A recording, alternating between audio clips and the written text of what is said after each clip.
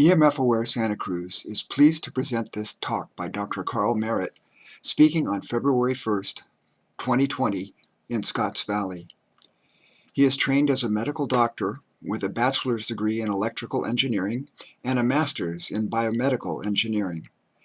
He is uniquely qualified to address our present concerns about the biological effects of electromagnetic fields and the effects of an increase in wireless radiation exposure. Dr. Maret is also a former researcher in the Canadian Armed Forces. As an expert in industrial and military applications of electromagnetic fields, he is a senior research fellow at the National Institute for Science, Law, and Public Policy in Washington, D.C. He has presented at many international conferences, including annual presentations at the German Society for Energy and Informational Medicine. Dr. Maret educates physician groups on the biological impacts of cell phones, wireless technologies, and smart meters. He has spoken at the Commonwealth Club in San Francisco, the nation's oldest and largest public affairs forum. He is a local resident of Santa Cruz County and the president of the Dove Alliance in Santa Cruz County, California.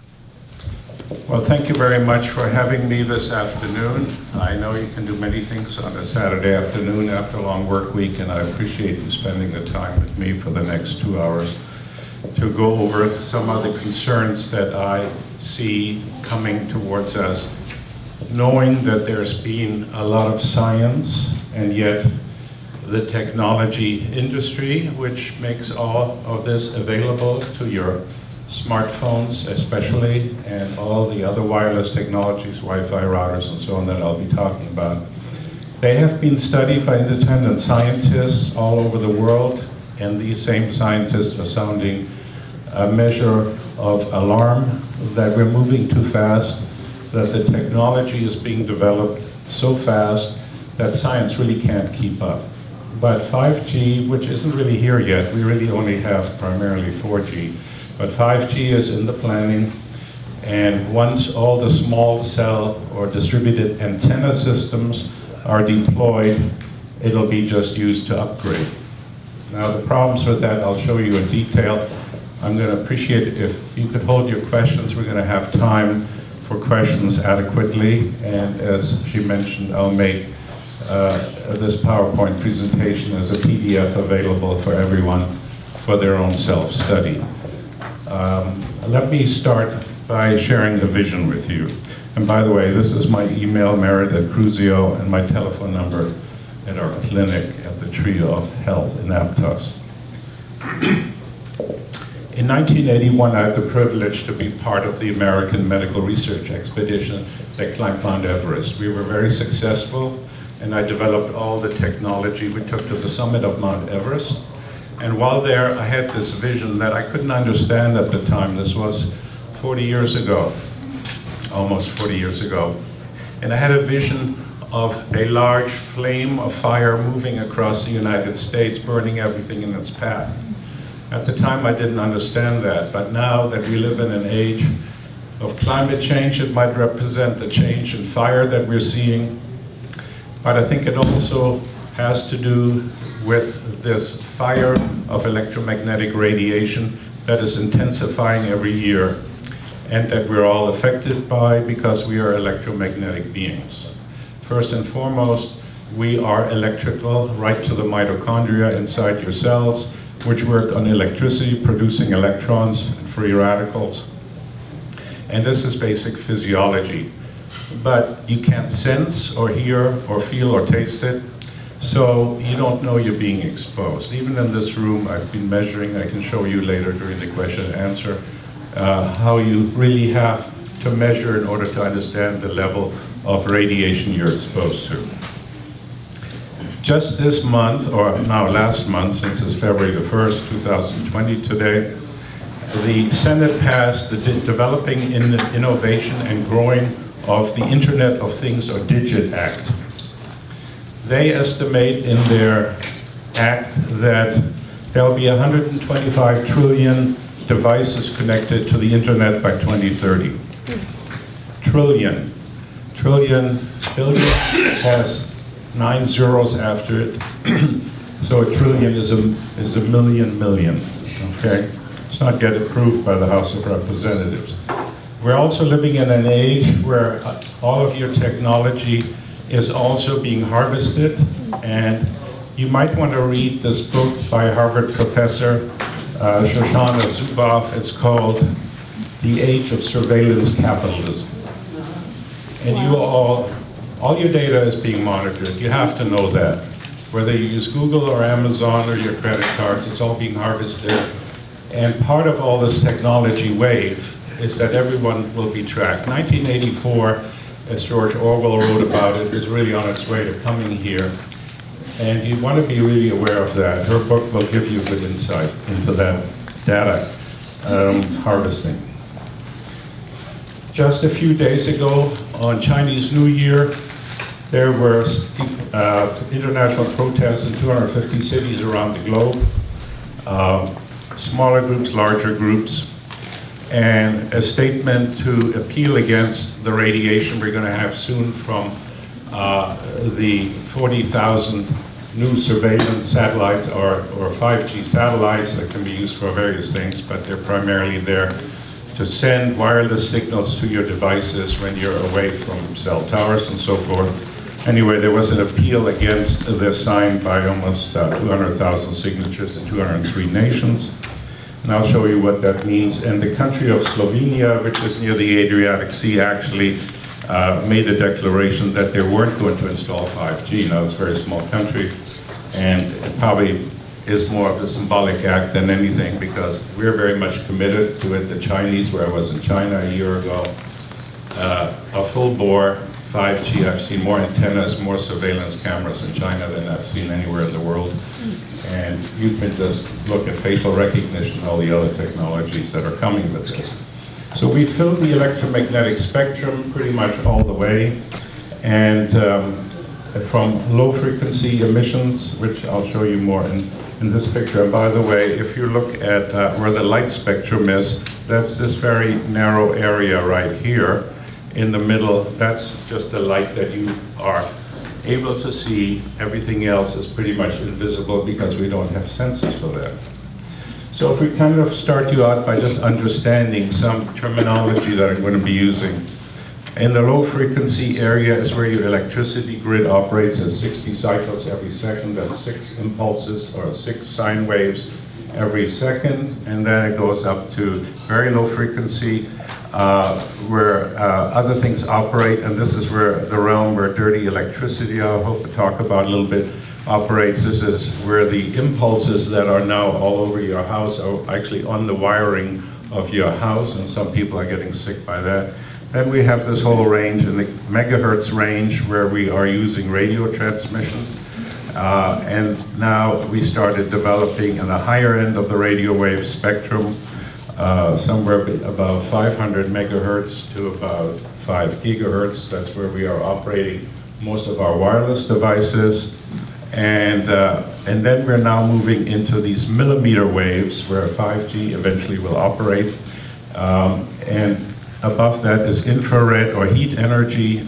Then we have visible energy, and then we have what we call ionizing radiation, which we know is bad. That's from gamma rays, X-rays, and that's a well-known hazard because it tears apart DNA. It has enough energy to do that.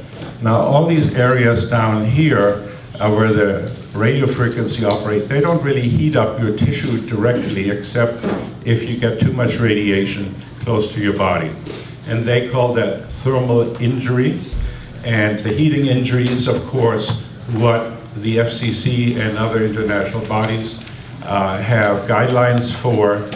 But I'm here to tell you there's a lot of non-thermal or non-heating radiation that is just as bad for you. And this is the part where basically the telecommunications industry really says we're following the FCC guidelines for heat, and therefore the other stuff is considered to be non-important or not damaging. And so this story goes on. So everybody clear on this? The other thing to note is the lower the frequency, the longer are the wavelengths. In other words, from peak to peak or trough to trough, is much slower. When we go up to megahertz, it's 1,000,000 times a second.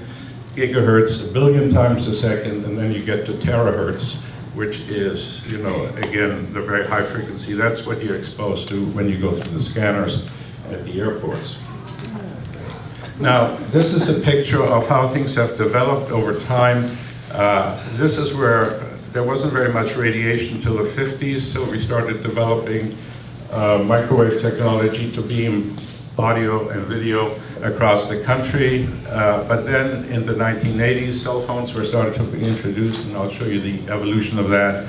And then by the 1910s, and now in the 1920s, we're really up here where we're starting to have so much radiation in the environment that we're reaching the exposure guidelines, especially in cities where things are cumulative. Okay? Now, I just want to show you what's happening. There's a very interesting paper in 2016 about the root cause of the dramatic rise of chronic disease. These are the diseases that are now costing almost over $2 trillion in America by some estimates. And these are chronic illnesses from sleep apnea, not breathing, autism, diabetes, Alzheimer's disease, neurodegenerative diseases, attention deficit disease, and so on, depression. And this is what we're seeing a lot in young people today. And these, of course, are the heavy digital users. So I want to briefly show you this video, if I may, just 3 minutes of the late Dr. Martin Blank, who was at Columbia University, did a lot of research on the effects of this on DNA.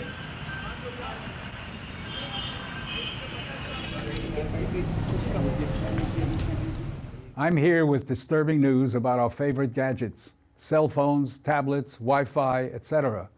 Putting it bluntly, they are damaging the living cells in our bodies and killing many of us prematurely. I'm Dr. Martin Blank from the Department of Physiology and Cellular Biophysics at Columbia University. It is distressing for me and more than 160 colleagues who today are petitioning the United Nations requesting that they address this problem. We are scientists and engineers, and I am here to tell you we have created something that is harming us, and it is getting out of control. Before Edison's light bulb, there was very little electromagnetic radiation in our environment. The levels today are very many times higher than natural background levels and are growing rapidly because of all the new devices that emit this radiation. An example that a lot of us have in our pockets right now is the cell phone.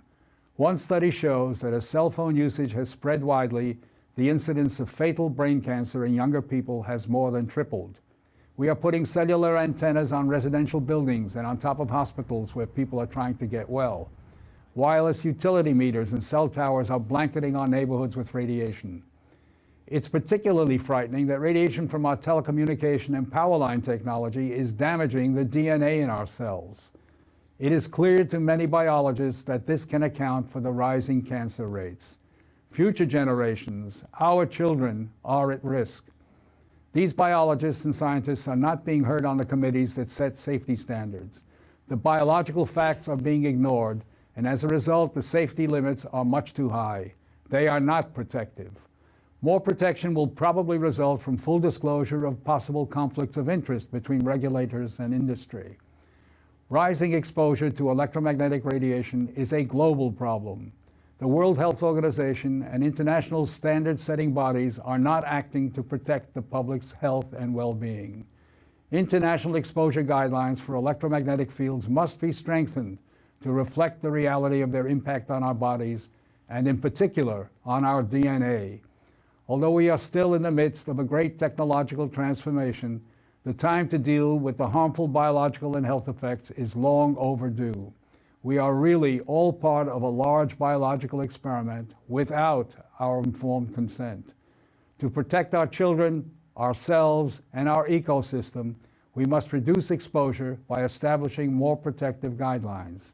And so today, scientists from around the world are submitting an appeal to the United Nations, its member states, and the World Health Organization to provide leadership in dealing with this emerging public health crisis. This was from 2015, and clearly it's not happened yet. And you know, one of the things that we remember from the tobacco industry and so on is doubt is our business. As long as you can say we need more studies, it will go on as more and more people are getting affected by this. So the key is, at what point do we put precautionary limits into place? So I just wanted to mention that we are all exposed to an electrical field. There's a 100 volt per meter field from the atmosphere going through our body. We live in a cavity resonance between the ionosphere and the Earth. It's called the Schumann resonance, discovered in the 1950s. And every time lightning goes off and so on, it excites the atmosphere. And this has certain frequencies, as you can see on the right there. The primary frequency is where your alpha theta waves sort of interact, right around 8 cycles a second, 7.83. So when you put all this energy into the atmosphere, it also has to compete with all of these magnetic resonances to which we are naturally evolved. And here you see these Schumann resonances. They're not just at 7.83, but also, you know, at 14 and on and on. So we're definitely always connected to Mother Earth.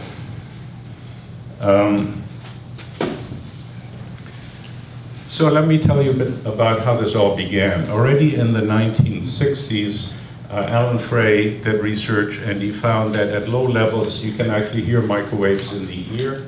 I'll actually show you some technology that the military developed in this way. But there was an effect that showed that things happened below the heating level. Microwaves, he found, also affected the barrier that protects the brain, called the blood-brain barrier.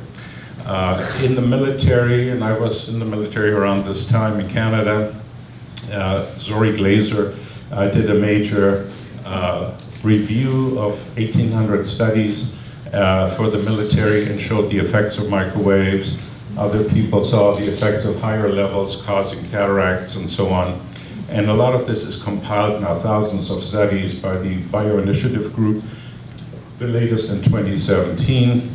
And as of 2011, microwave and radio frequency radiation has been classified as a possible carcinogen, kind of like DDT, like diesel fuel, like those kind of things. It's a possible, not yet probable, because there still needs to be more research, but that's the beginning. So these are those two people. The one on the left is Alan Frey, who discovered these heating effects and blood-brain barrier, and the other one is Herbert Schwann, a German immigrant that came to America, did work in the war, and he basically helped define what we call the thermal thresholds. At what point does the brain and the body heat up if it gets too much of this radiation?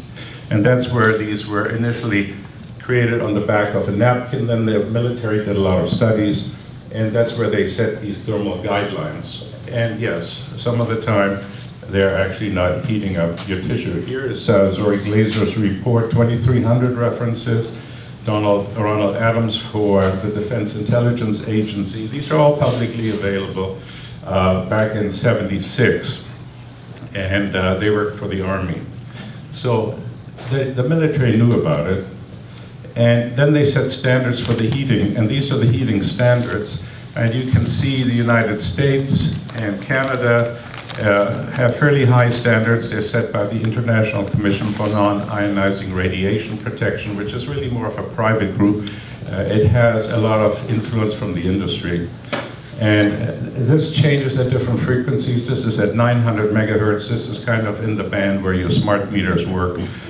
When you go higher, they set it, you know, another factor higher, at about 1,000 microwatts per centimeter squared. Now, I wanted you to see that other countries here, and this is Greece, this is Belgium, this is Russia, this is China, they have lower limits because you can operate a lot of this technology at lower exposure levels as well. And if you just compare where these people operate or where scientists consider to be safer and how much is permitted by heating effects only. Remember, this is only worrying about whether you heat up your tissue.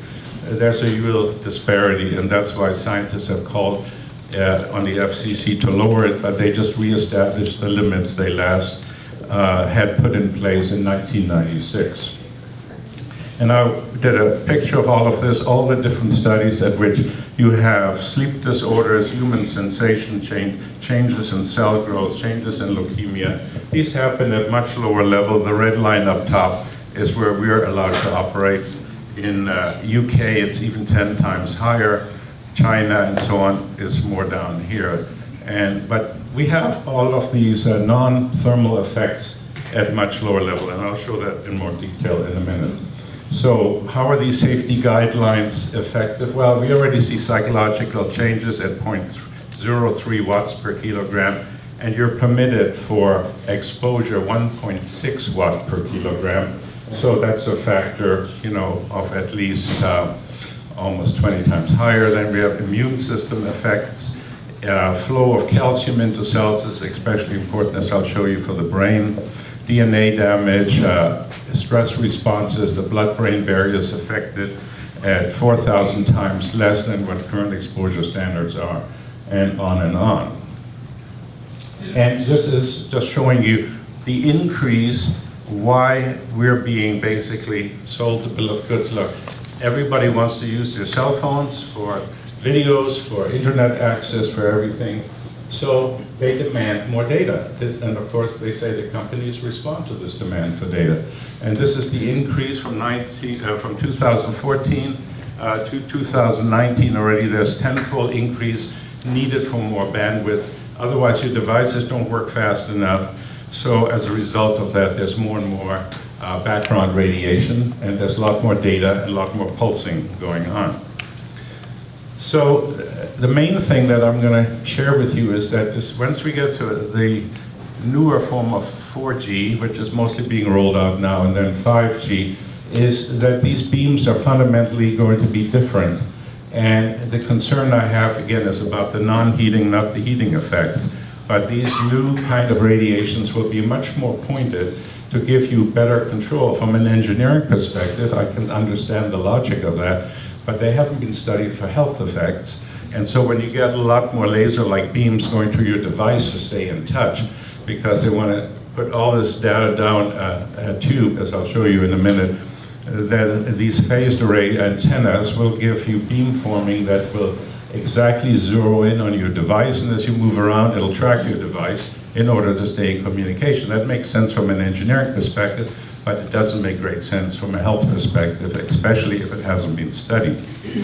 So this is the difference between incoherent radiation, where these are not aligned in phase, as opposed to like coherent light on the right, where everything is in phase, meaning it's like soldiers marching in lockstep again over a bridge. And when you have that, it's been known that sometimes they can collapse the bridge by resonance. So the question is, how much resonance is this radiation having with our cells? If you want to understand the whole history of electricity and how it all developed, Arthur Furstenberg's book, The Invisible Rainbow, which will be published, I think, in paperback this March, but you can buy it online at cellphonetaskforce.org. And he's electrically sensitive, and he's done a lot of studies on it. So this is a great primer about how it's causing all kinds of diseases. He's done his homework to a large degree. And there's lots of book out about how our body is electric, what these currents are, what dirty electricity is, and you can make a note of these later when you get the PDF of this.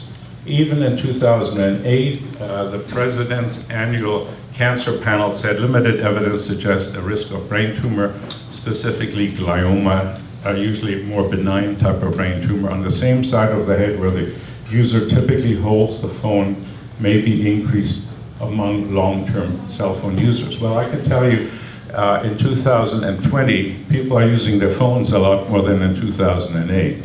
And hence, cancer takes a long time to develop.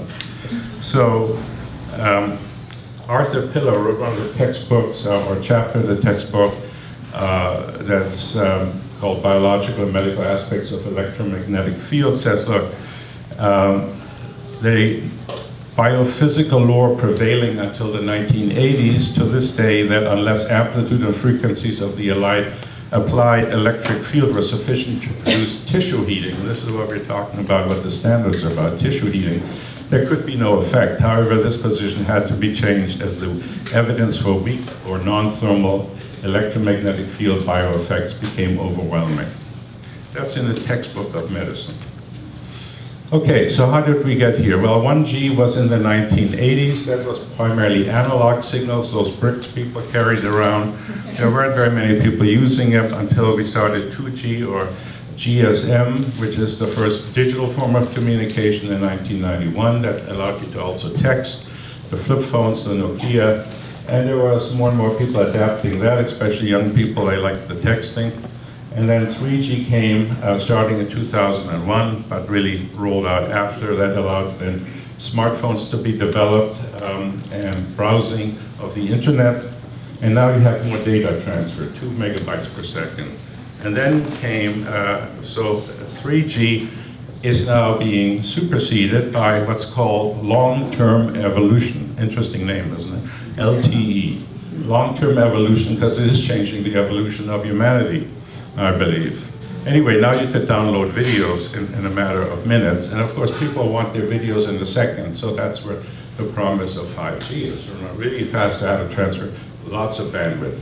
But nobody studied the health effects of this yet. So the German company which makes industry equipment also helps the military and so on said, look, 5G isn't just the next generation, it's a paradigm shift. And I'm going to show you today what that paradigm shift entails. And again, this has not been studied for health effects. So the current plan is to put antennas everywhere, millions of small cell distributed antenna. There's a reason for that, I'll show you. And this again is what's coming. Everywhere you'll see there'll be antennas. Ericsson, the Swedish company, forecast that by 2024 there will be 9 billion mobile subscription, one for every person on the planet, 22 billion IoT connections, 1.9 billion 5G subscription, and almost half the population will be covered by 5G. So we're in early days here in 2020. You see that's on the lower left, that's 2019. And by 2024, they expect these smartphone connections, these new 5G smartphones to be rolled out. That's what's being sold to you. But understand that none of the insurance companies, whether it's Verizon or AT&T, or anybody, T-Mobile, none of them can get insurance for any health effects their devices might cause. None of them. They can't get damaged because of this, because the insurance companies know there may be a problem. In fact, Verizon in its own SEC filing says, our wireless business also faces personal injury and consumer class action lawsuits relating to health effects of wireless phones or radio frequency transmitters, and class action lawsuits that challenge marketing practices and disclosures relating to the alleged adverse health effects.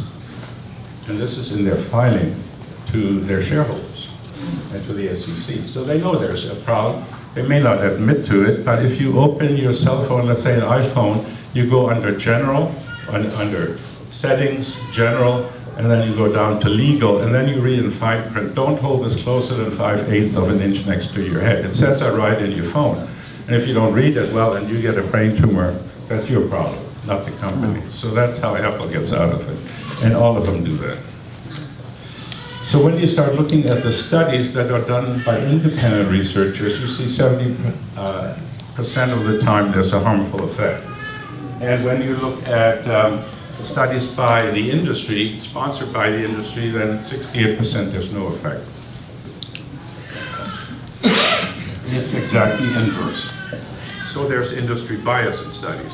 So let's now talk about what you're being exposed to, especially in terms of heating, because this is basically all the standards protect you against, if they protect you. Cell phones and cordless phones at the top are what are called near-field devices, because when the antenna is put next to your body, it is in the near field, the wave hasn't spread right out, it couples into your body, it creates heating effects, and these devices depend on how long you use them and how close you put them to the body. Far field devices are usually devices that transmit all the time. So your cell towers, your smart meters, your Wi-Fi in your home, and the satellites we're launching that are already in place. So when we measure how dangerous they are, the near field devices on the right are the phones. We measure that how much radiation is absorbed. It's called the specific absorption rate. Now, the cell phone companies didn't even want to tell you what that is. Berkeley fought the industry because they said, at least when you buy your phone, you should find out how high your SAR value is, the absorption rate. Because a higher phone will give you more radiation. It might be a factor of 2 difference or 3 difference. But the industry said, well, no, we can't have that, and fought that, but they lost. And Berkeley now has an ordinance. When you buy your phone, you should be able to be told your SAR level. Now in the far field, we measure something different. We measure how much power is being transmitted through space. It's called the power density. It's expressed in milliwatts per square meter or microwatts per square centimeter. They're all interconvertible. But these are things that transmit 24/7, and this is what's coming from the cell towers that may be placed near your home. Now, of course, the radiation drops off with the square of the distance that you are to the transmitter. So he says, well, it's so low, it doesn't really matter, but I'll show you later. Our body has resonant windows, and it isn't just a matter of the brute force power. That brute force power is important for heating. It's not so important when you're looking at biological resonances, okay? Again, no long-term safety standards are in place at all. When they test these devices, they're tested for exposure over 6 minutes or over 30 minutes. So if you're using this 24 hours, there's absolutely no safety guidelines that the FCC will give you. All the exposure standards are for short term. So what does this stuff cause? It causes oxidative stress, or what we call free radical. Very commonly found. It's almost now a fact of nature. And of course, oxidation is equivalent to rusting. It's like when iron rusts, it creates iron oxide. That's oxidation. So this causes aging. There's also effects on the lining of the blood vessels, which might compromise blood flow. That would affect heart and other things. It affects the blood-brain barrier that already discovered in 1961 by Frey. It causes the mitochondria, the little power plants in your cells that produce ATP, not to function so well. It causes abnormal lack of apoptosis or programmed cell death. All your cells have to die and be reborn in a regular cycle. And if that's interrupted, then things can grow out of control. We call that cancer. And there's a lot of effects on neurophysiology, as I'll show you. So people always ask me, and I thought I'd put this in here, how do you measure this? Well, there's many different meters around, and one of the cheapest and best little meters that I found is this little meter made by Cornet Microsystems for $180.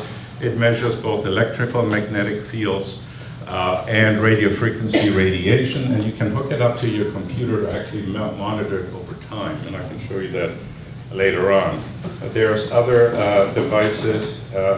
This one is made in the UK, and you can turn it on, and it tells you the radiation that's here. And it's right now about 1 volt per meter, right where I'm standing. It doesn't tell you the frequency. It doesn't tell you the frequencies at the average. When you average it, is fairly low, 50 microwatts per meter. The industry will say that's totally fine. And again, it's not a super high level, but you have to measure to know what you're exposed to. Do you understand? Without measurement, you can have a lot of worry or fear, and unless you know where your devices are radiating their frequencies, that's the problem. And this is the software that comes with this, and it shows you, when you make a cell phone call, it goes a lot higher, and when you turn it off, it goes lower, because these things are always changing, depending on how usage. Now, cell phone gets absorbed through the bone, the radiation into your head, and the greater the color in a light color, the higher the intensity, white and yellow being the most. So most of your exposure is on the side of the head where you put the phone. And if you want to understand this, Dr. Deborah Davis wrote a book called Disconnect, and she says, look, children, pregnant women, older people are particularly vulnerable. We have 4 different antennas in your iPhone. Women who put the antenna into their bra, 21-year-old women, UCS San Francisco, get breast tumors right over where the antennas are in their breast. The breast surgeons are starting to figure it out. You know, these people don't have risk factors for breast cancer, and yet they get these. Men who put these in their pocket, again, they're putting them right next to their skin, right through the clothing. And so you might find this book with all the scientific data on there. She's very active. She has a website called Environmental Health Trust. That has a lot of science, a lot of information, and she's very active educating people. She works at the University of Pennsylvania in the cancer industry before. Now, how are these standards made? The FCC makes standards, and it's based on what's called a standard anthropomorphic man. That's a 200-pound Marine with a thick head who is measured to see how much radiation goes into their head. And so therefore, you know, they really haven't done any more research on the heating effects since the 1990s. But an interesting thing happened last year. The Chicago Tribune said, I'm wondering if these standards are applicable, that these devices, when you hold them right next to your skin, don't really heat up your tissue.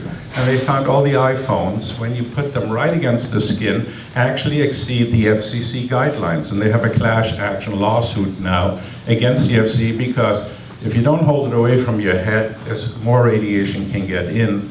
And normally they test them a few millimeters away, like 5-10 millimeters. I think there's a specific standard. And this is done, as you can see here. And they found that when held only 2 millimeters or 1/10 of an inch next to your skin, they exceeded actually the SAR values for heating of the body. And they said they should really, be reevaluated in the way their people use them, not the way they're supposed to hold them a little ways away. And they actually, the FCC has classified your pinna, this part of your ear, as actually an extremity. And in an extremity, you can have a lot more radiation, like to your arm and your leg than to your head. So by classifying this as an extremity, you have a buffer here. And so that's the way they get around regulations. So this is how they actually measure Apple, Samsung. You know, you can look at the details. I have the references here. Now, for a young child, which has a much thinner head and has a brain that's developing, the radiation goes much deeper into the brain. So you really want to watch for getting your children not playing around with these cell phones. In addition, it's misleading just to have one SAR value because different parts of the body, as you can see from this paper from already a long time ago, 1980, people who researched this, they said, look, there's a lot more radiation comes over here where the thyroid gland is in your neck, where your salivary glands are, the parotid gland in your cheeks and so forth. And so what are we seeing now about thyroid cancer, you know, and it's hard to have direct causation, say, oh, the cell phone caused that, but I'm just trying to show you trends here to make you aware what we really need to be aware of and maybe need to study.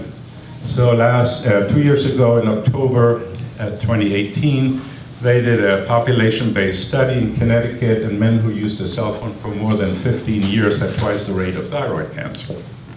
Okay, women who used a cell phone more than 2 hours per day had a 52%, or, you know, quite a bit, half a percent more, half a level more, 52%.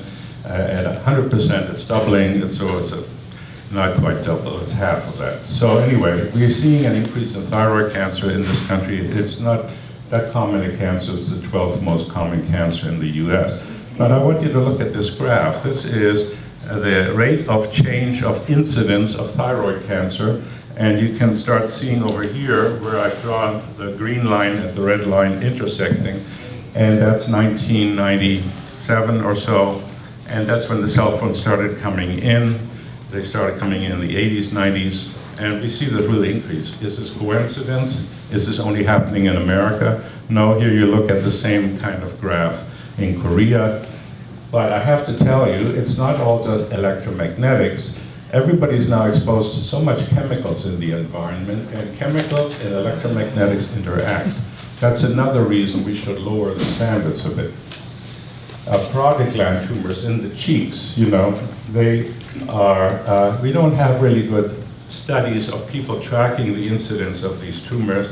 We have some from China and Israel. There's a beginning trend in Israel, as you can see here, where the arrow is roughly is about 2000.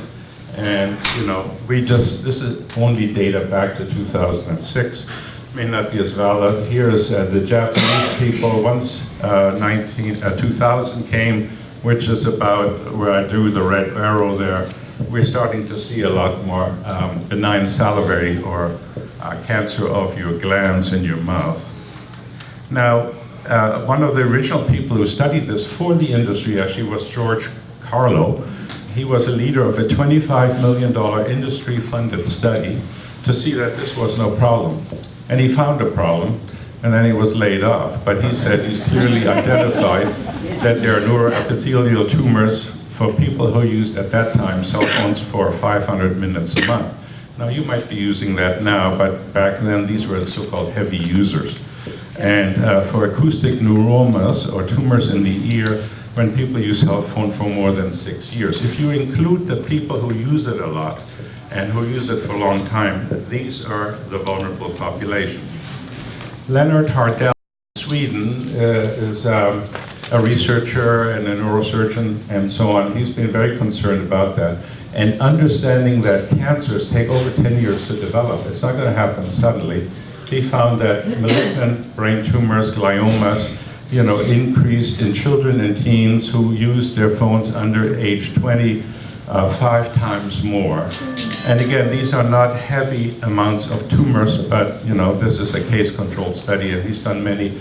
And his research was actually instrumental for getting the World Health Organization to classify RF radiation as a possible carcinogen. Now, not all parts of the brain are affected the same way. The side of the head where your temporal lobe is, where your ear is located, where you put your cell phone, and the frontal lobe, the front here that controls many things, including impulse control and so on. These are the two most affected, as you can see, by the amount of radiation absorbed. The back of the head or the middle of the head doesn't absorb so much. So when you're looking at tumors, you want to look at which part of the brain gets affected. And if you look at overall tumors, that's the green line. And if you, of course, quote that, you say, oh, there's been no increase in brain tumors. But in the UK, when you look at the data on the frontal lobe, the red line, and the temporal lobe combined, that's where we've seen an increase from 1995, if we use that as a starting point, to 2014.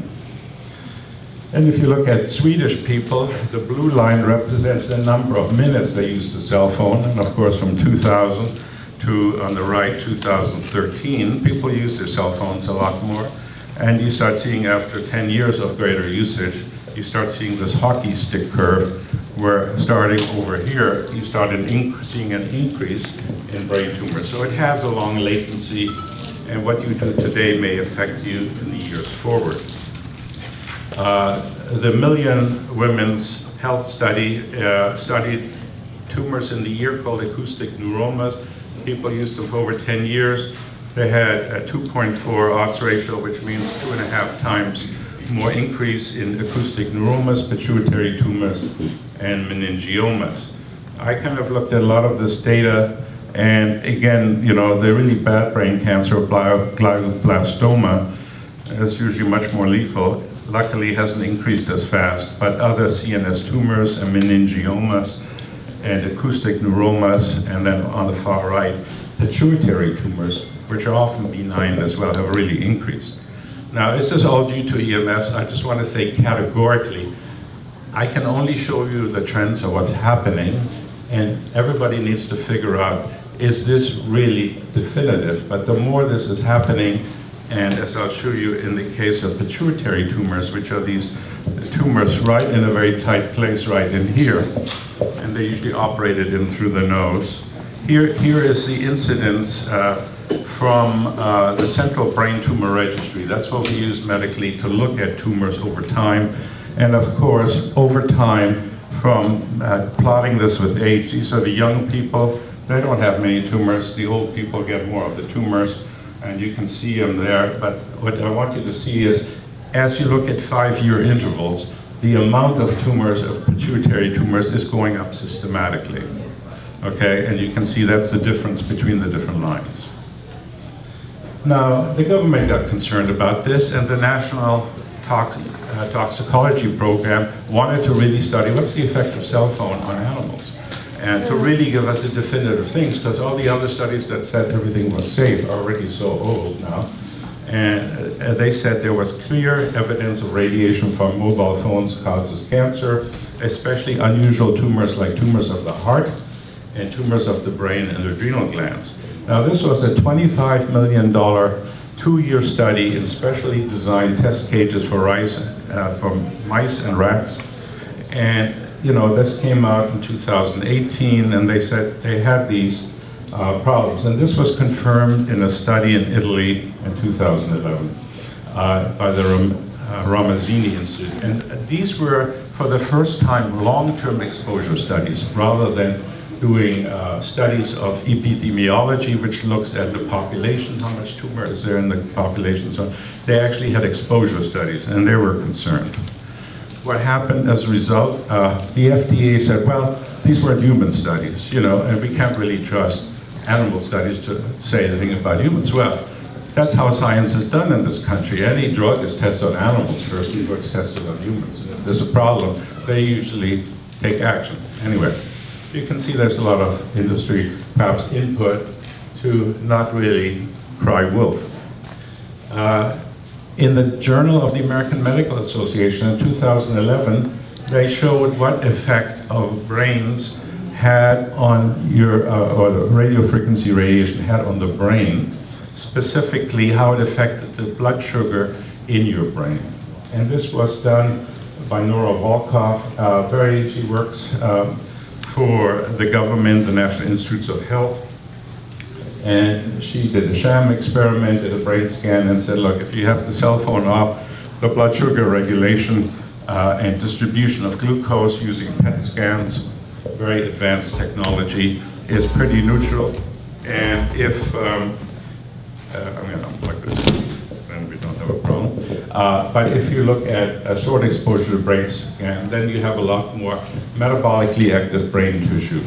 And where does it happen? It happens in the frontal cortex, in the temporal lobe, and the superior temporal gyrus. And these are all parts of the brain that have different sugar metabolism now taking place. And they play a critical role in behavior, judgment, impulse control, and so on. So these areas of the brain get excited by cell phone radiation. And incidentally, just to say there is no effect thermally, David Gultikin, working at Memorial Sloan Kettering, published in the Proceedings of the National Academy of Science of this country, saying that, you know, the pulse radiation can't produce heat. When he actually did that, low levels of pulse cell phone radiation create tiny hotspots in the brain. So that's, of course, what you don't want, but this was, again, on cow brain tissue. He studied what the actual effect is on the brain tissue. So we have these changes in the blood-brain barrier that I already mentioned, even at low levels of 1 milliwatt per kilogram. Remember, you can have 1,600 milliwatt per kilogram as per our regulations. And so when this radiation comes in, it opens up the brain's protective layer, okay? And a study in 2003 by a neurosurgeon in Sweden called Leif Salford actually found, using mice, that if you had a normal rat brain here, and then you expose it to low levels of cell phone radiation for about 2 hours, and then no other radiation, that they saw breaks in the albumin coming in the brain. These are the dark spots on the right picture. And this would be equivalent to rats that were equivalent to a 12 to a 26-year-old man, a teenager in America, right? So the rats have their own lifespan, so they try to correlate it. So you see these real brain changes in there. Another large study done in Europe in 2004, completed, was 12 research group from 7 European countries, a $4 million study on the effect on in vitro, meaning in animal and in cell culture experiments. And they found that there were DNA breaks at a 40th of the guidelines permitted in the European Union. And here you can see that this is what you study when you look at DNA.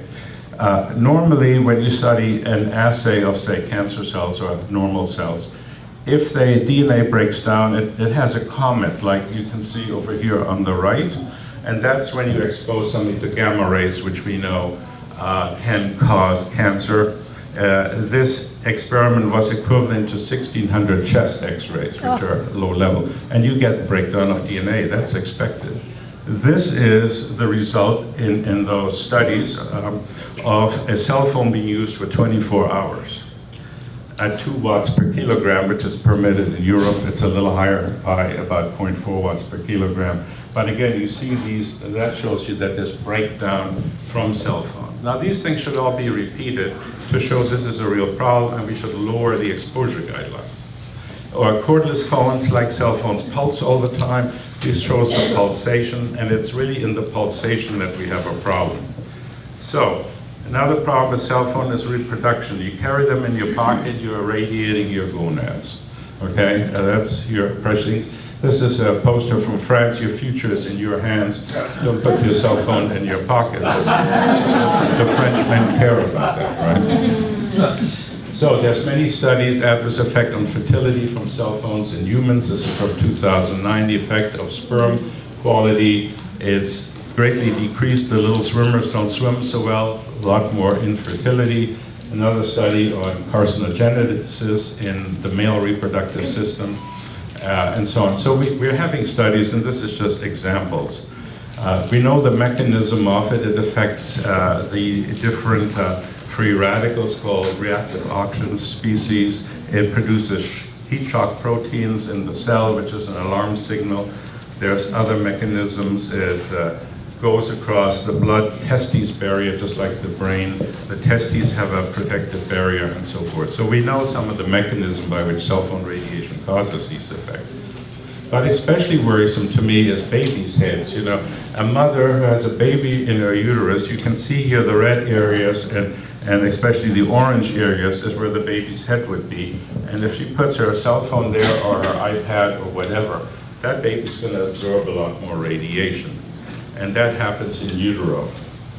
And there was a study done at Yale, 2012, reported that laboratory mice who were exposed to cell phone radiation were more hyperactive and had poorer memory. The way they study memory in mice is by having them run mazes and so on. So Dr. Hugh Taylor from the Department of Obstetrics and Gynecology and Reproductive Science at Yale said that cell phone radiation had damaged the neurons in the prefrontal cortex of these animals. Now, we don't do those experiments to humans, so we can't really say right now, right? But there's a website called Baby Safe Project. You might want to go to it. And here's some recommendations I wanted to sprinkle in that they also say that I agree with. So keep your cell phone away from your body. Don't carry it in your pocket or in your bra. Don't sleep with your cell phone. Keep your wireless laptop away from your body. Don't rest it on your tummy, and avoid close proximity to Wi-Fi routers and utility meters, smart meters, and turn off your routers at least at night. Whenever possible, wire your system with Ethernet. That's much faster, it's more secure, and there's no radiation with it.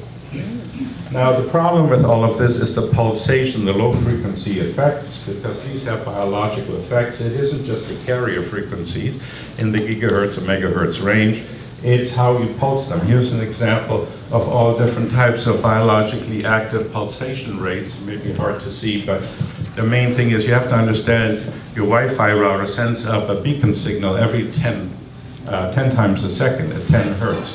And that's where your alpha wave operates in your brain. That is where your brain goes into that state. So it drives the brain into different regions. Other things like UMTS, it's at higher frequencies and so on. But what I'm trying to tell you is that at certain times, when you use these devices, you actually get your brain or your body entrained to these abnormal frequencies. And also, we need to sleep, we need melatonin. Melatonin is produced in your pineal gland. The melatonin production varies as you get older. It gets less as you get older. And melatonin is also an antioxidant. So a lot of people now having sleep problems, very common in my practice. And a lot of people having trouble, remembering things. And we're seeing what this is being caused by. And what are we doing to our children is the question, right? Here they are. This is the radiation of a child, a 5-year-old child. You see it goes a lot deeper into the brain than on the right, which is an adult. So children are abnormally affected, and they absorb 2 to 3 times as much radiation. And by age 12 in this country, 3/4 of the kids have a cell phone. Yeah. Okay, here's an example. Here's a slide that actually shows this. In the US, by at least age 16, 76% have them. Maybe it's not only 2/3 by the age of 12 from this slide. But when do we start giving kids these phones? 10% get them between age 7 and 9, 32% between 10 and 12. So you're almost approaching, 50%. Most of them by age 13 to 15, 40%, and then only 10% don't have it by the time they're 16 or get it by then. So this is what we call now the iGen generation. The average teenager in this country spends 4.5 hours on their phone a day. Okay, checking 15 minutes. Okay, and there's a study going on right now about screen time by the NIH, and they're saying, this is a $300 million 10-year NIH studies, and they're saying the kids who use their phone 7 hours a day, their brain cortex is shrinking like Alzheimer's patients. Now, if you have kids, you want to protect your kids, right? All of you. I don't care if you work for the industry, or if you work for a nonprofit, or you're just a concerned grandmother. You really need to pay attention to this. This is called tech addiction by Nicholas Kaderis. He treats this. He's in Austin, Texas. Go to his website, drkaderis.com. He says, these glowing screens activate dopamine and opiate systems in the brain. These are for pleasure producing. In fact, playing video games increases the dopamine in your brain as much as sex. So what are these kids doing? They're not making out so much, they're playing video games. In fact, the video game industry in this country now is bigger than national football, NBA, and the music industry combined. You should go and see Patriot Act by Hassan Minhaj on YouTube, and look at the dark side of video games. I mean, we have complexes filled with people playing video games, and they get $1 million prizes, and they're called e-athletes. E-athletes, okay? So, what's happening? This is 2008, on the right is 2015. In that time period, pediatric suicide visits to the emergency room have doubled. Kids are killing themselves at an unprecedented rate. And this is from, JAMA and things like that. Americans, as of last year, spend more time on their mobile devices than on their TVs. This is the statistics from eMarketer, okay?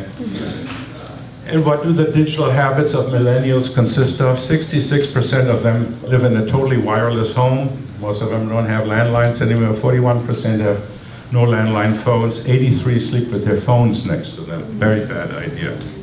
And what's their health like? Blue Cross and Blue Shield just said, look, if we look at 55 out of 73 million millennials in this country who we insure, what's their health look like?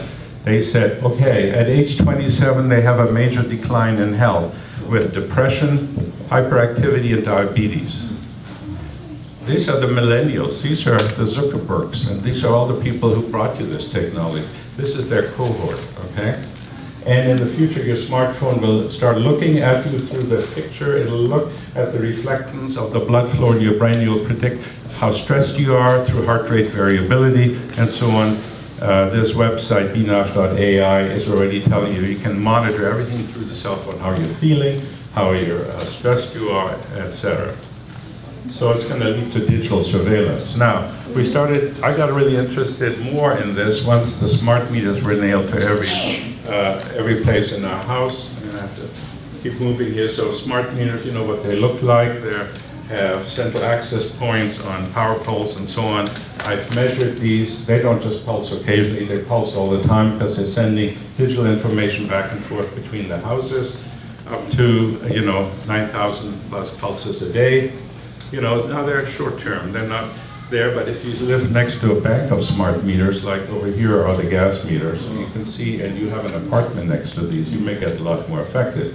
And here's what people say after exposure to smart meters. There was a questionnaire sent around to electrically and non-electrically hypersensitive people in the United States, Canada, Australia, and so on.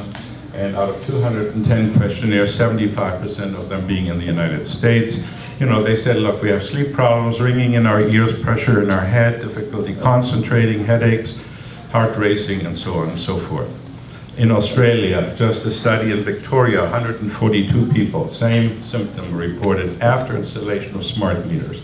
Insomnia, headaches, ringing in the ears, fatigue, cognitive disturbances, abnormal sensation, and dizziness. When these were taken away, they recovered. So is it causing a problem? But here's a study of smart meter. When you look at normal blood, which looks like this, red blood cells look like little discs. And after 2 minutes exposure near a smart meter, they start getting oxidative stress symptoms. They look abnormally shaped. They stick together. They have this bottle cap formation. If you can see that on the far right, they stick together like stacks of coins called rouleau formation. So we have a problem. The same thing took place when Beverly Rubik started to study this against carrying a cell phone or making a 2-minute call. So it affects your blood. It affects blood flow. And now we have wireless water meters, and we're now passing laws that if you use more than 55 gallons a day in California, you could have a fine of $1,000. That increases in drought years and so on. So, if you have that, your water use will also be surveilled. Ideally, it's to really know what your water usage every day, but it's also going to be used punitively. Now, briefly about Wi-Fi industry, and I'll get to 5G, don't worry. So here is Wi-Fi, the smart houses, you're being sold. Everything will have it from your washing machine to your dryer. Here's 176 studies on just Wi-Fi effects on brain and neurons, eyes, fertility and reproduction, pregnancies, cancer, hormones, DNA damage, heart inflammation, oxidative stress, very commonly found, whole body cell effects, and on and on. I can send you these 176 studies. I wish the industry would look at these and say, look, we need to look at this a little bit more carefully. It affects babies in utero with oxidative stress. You have studies in newborns. Here's a study, Wi-Fi technology, an uncontrolled experiment on the health of humanity. This is a Russian colleague scientist that I know works for the Russian safety industry for the government. And here's an effect on plants, parsley, okay? This is what normal parsley cells look like under the microscope. With a 2G phone, it's irradiated there. With Wi-Fi on the far right, the shells are misshapen and so on. And you can see that this affects plants, animals. And also we're starting to find out that bacteria are getting resistant to antibiotics when they're exposed to Wi-Fi, okay? And here's an example. This is cell tower radiation. I measured with a spectrum analyzer, and you can see in certain bands at different frequencies, that's where the cell towers operate. And there's Wi-Fi, 6 feet away. It's the same as the cell phone radiation at 100 meters away from the cell tower. So it is a significant amount of radiation of a non-thermal, non-heating kind. So we have problems with all of these not being tested. I was part of a lawsuit where they were giving testimony where we instrumented kids who were electrically sensitive in schools. And these are all the pulsing radiation in certain classes. Not all classes had routers. And this kid got very sensitive. Every time he was in this class, he would get nosebleed or headaches and couldn't function and had to be sent to the nurse. And so we documented this, So there, again, this is where we ideally want to operate this dotted green line, and these are much higher. All right, now we come to really the cell towers, which is what you're really here to hear about. If you look at this 2010 paper, this shows a lot of the epidemiological health risks from mobile base stations. That's the same as your cell towers. 8 out of 10 studies, and they looked at all of these, showed that cancer needed at least 5 years of exposure before these things developed, but the guidelines were felt to be way too high. Another excellent overview is by a paper by Levitt and Henry Lies, University of Washington, 2010. He describes all the problems emitted by cell tower base station and antenna arrays. Very useful paper, that's why I put it in here, you can study this. This is in Brazil, This measures cancer incidence. On the horizontal scale is the distance, and on the vertical scale is how much cancer is. And the closer in Brazil, in this one study from a town called Belo Horizonte in Brazil, that was already done in 2006, is the people who live closest to them have the most amount of radiation, and that radiation went up between 2003 and 2008 by at least 4 times. So, you know, there is this suggestion that the cancer is directly related to both stations. What's the distance on the bottom? This is in meters. 200? Yeah, this is 100 meters, 200 meters, 300 meters. So the further away you are from these things, the better it is. That's why we want 4G antennas and so on to be put as far away as you can, if they're going to be put in at all. This is from the Indian Ministry of Health. The red is where you have biological effects on plants, wildlife, bees, birds, humans, other animals. The inconclusive ones are in the red, on the right in gray, and where there's no effect is in green. You see the majority of studies show the radiation. So what do you get living close to a cell tower? Commonly headaches, loss of concentration, memory loss, irritability, depression, insomnia, fatigue, etc.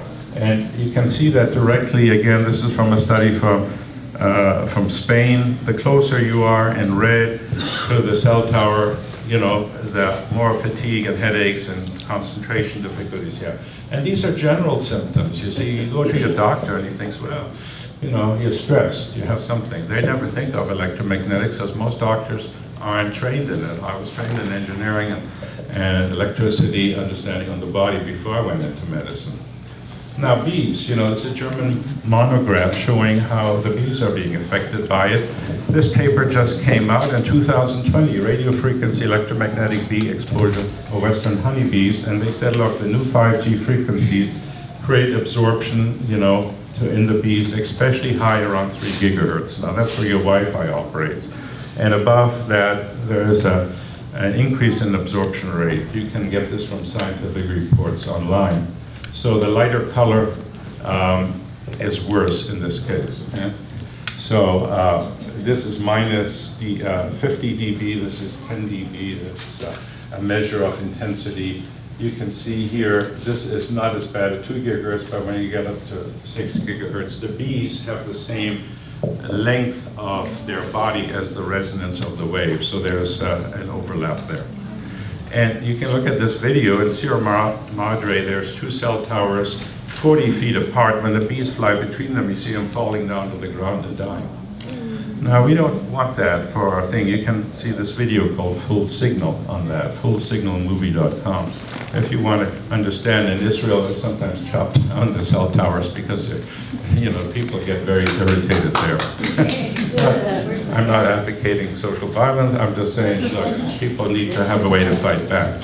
Now, let's talk about 5G. That's what you're here for. This rollout was put out in 2016 by Tom Wheeler, a former industry insider who worked for the telecom industry as a lobbyist for decades, who was chosen just like the current FCC chairman, who was the lawyer for Verizon before he became FCC chairman. Okay, so we have the fox guarding the hen house.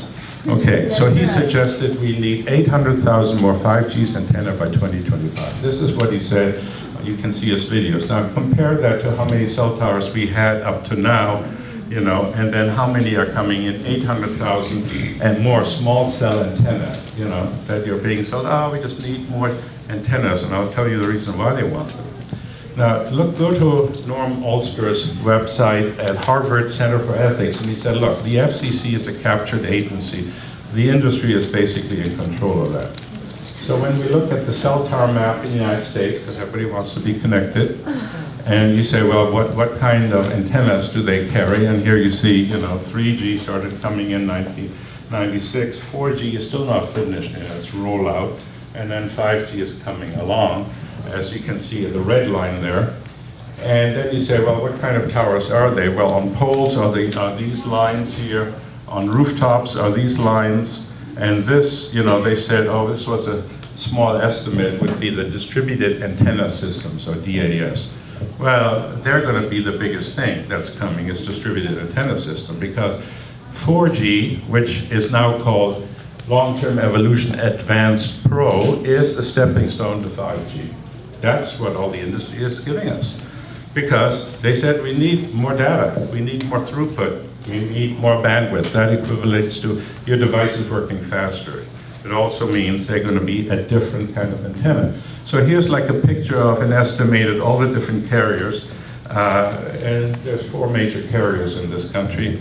And they could be as many as 10,000 antennas per square mile, every 800 feet or even sooner for each carrier. So it means every 100 meters or 300 feet or perhaps even more in your own neighborhood where you sleep, where you work. And this is what they look like. These small antennas on top of utility poles, on top of light posts, okay? Here's a picture in San Francisco. A person who's sleeping in this bedroom is going to get a lot more radiation, especially if they leave a device on and the device is going to target them.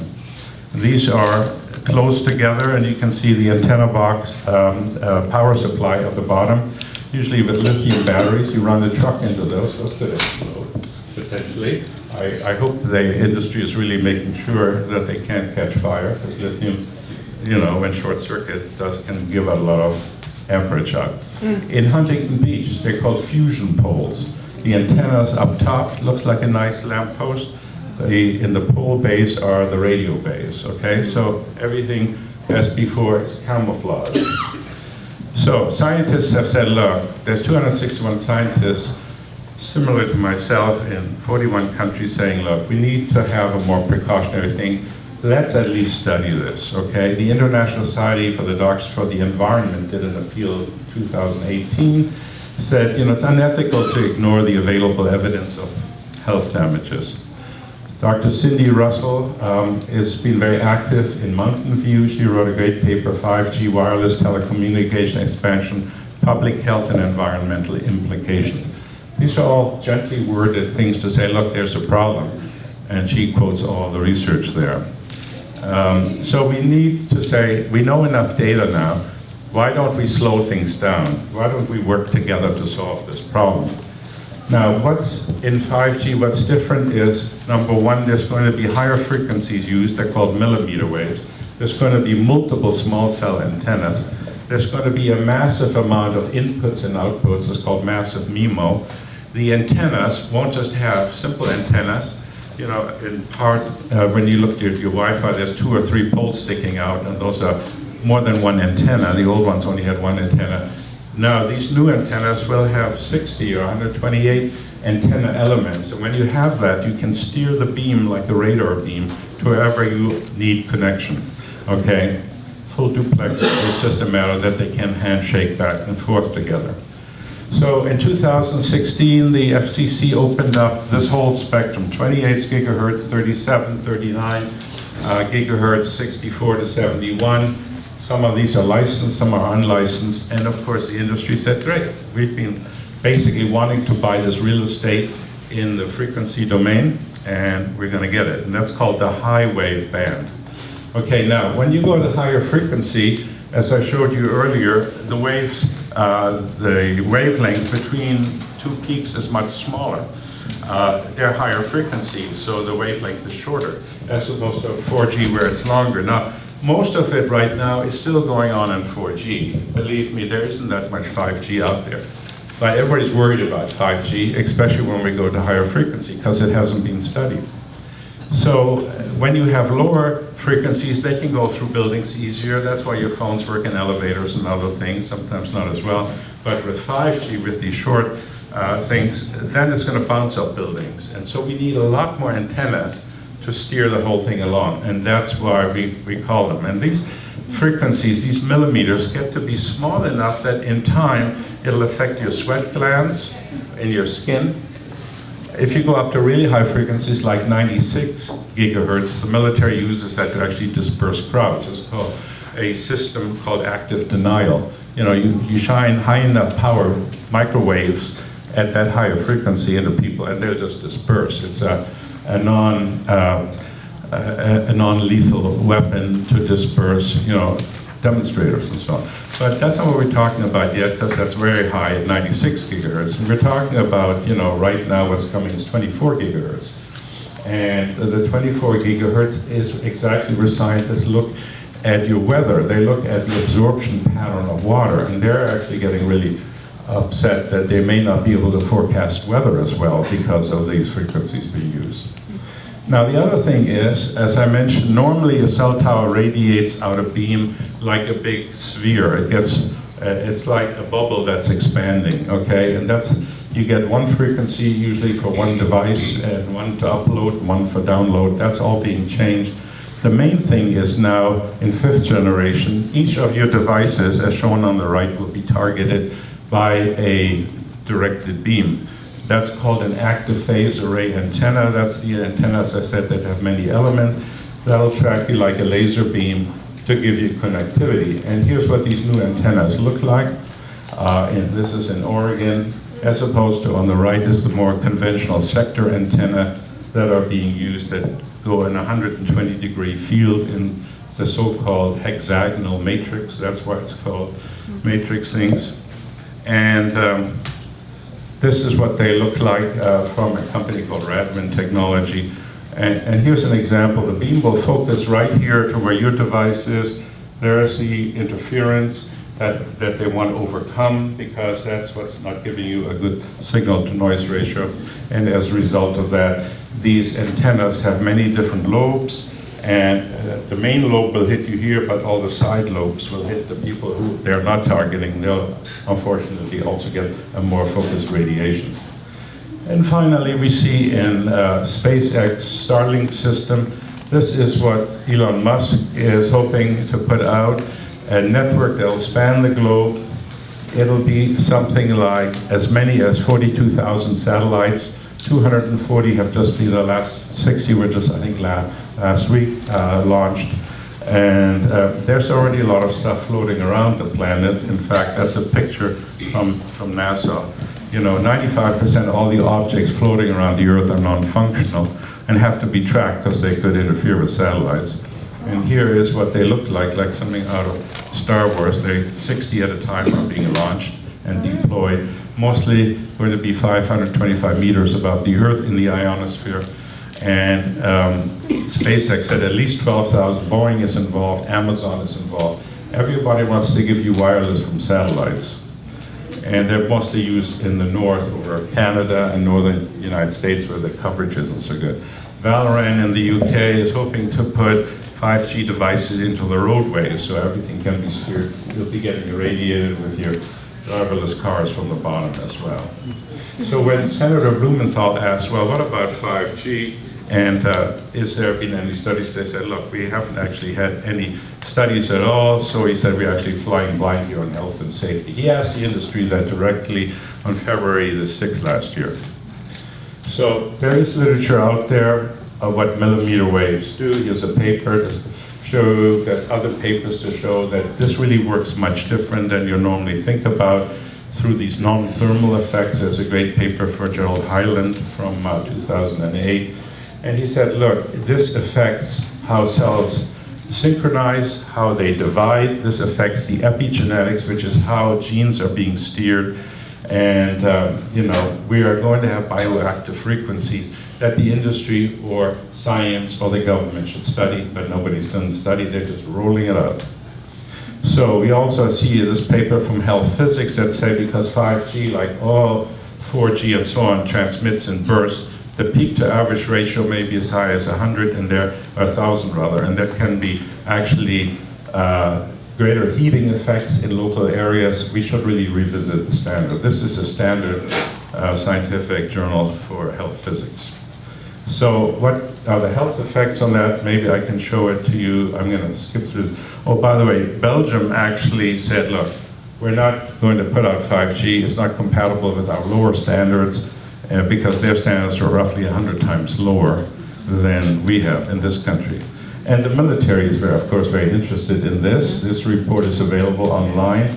It says, look, 5G will play an essential role in the use of hypersonic weapons, missiles, including bearing nuclear warheads, which travel at 5 times the speed of sound. So the military is very interested in this. And I'm just going to finish up here because I want to answer your question.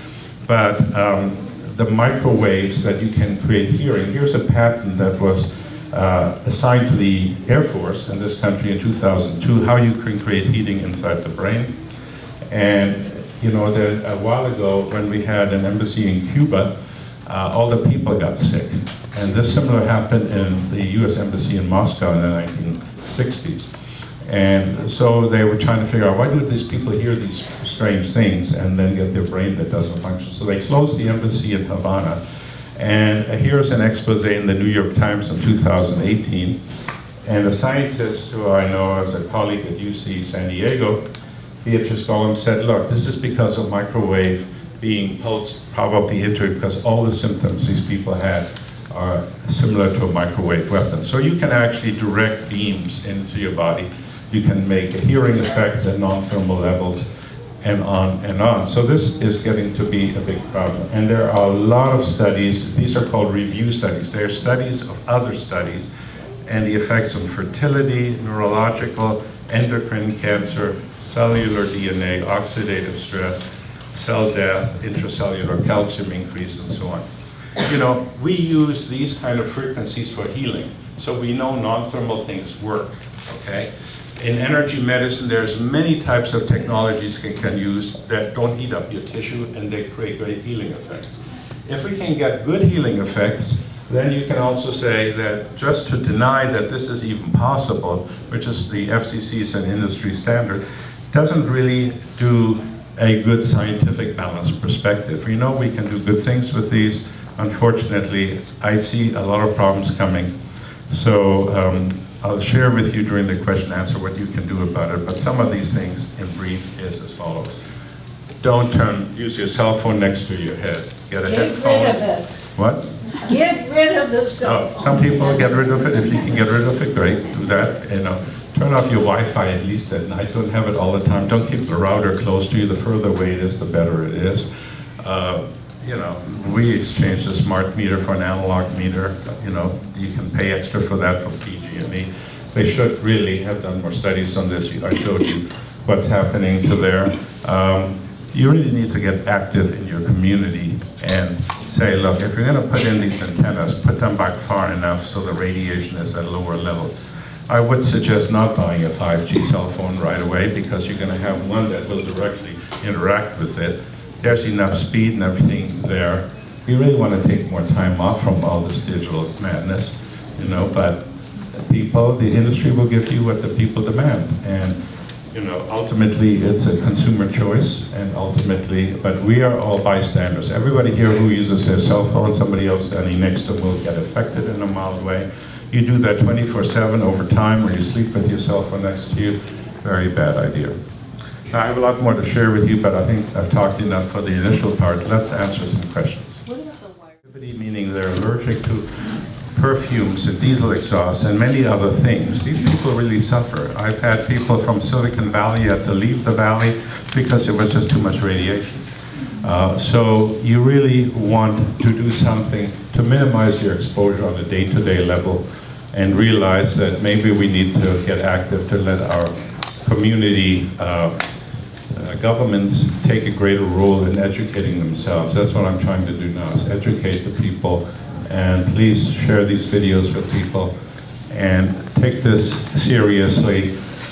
It is something that you're definitely going to be affected all your life with right now. Yes, now we have some questions. You go first. What about the AirPods that you put in the wireless ones? Okay, she asked about AirPods. Okay, AirPods have been popularized by Apple. They're wireless. They use Bluetooth. Bluetooth is a lower level of Wi-Fi. They still work around 2.4 gigahertz. You know, it's right there in your ear, next to your brain. It's at low levels. They ought to be studied a lot more.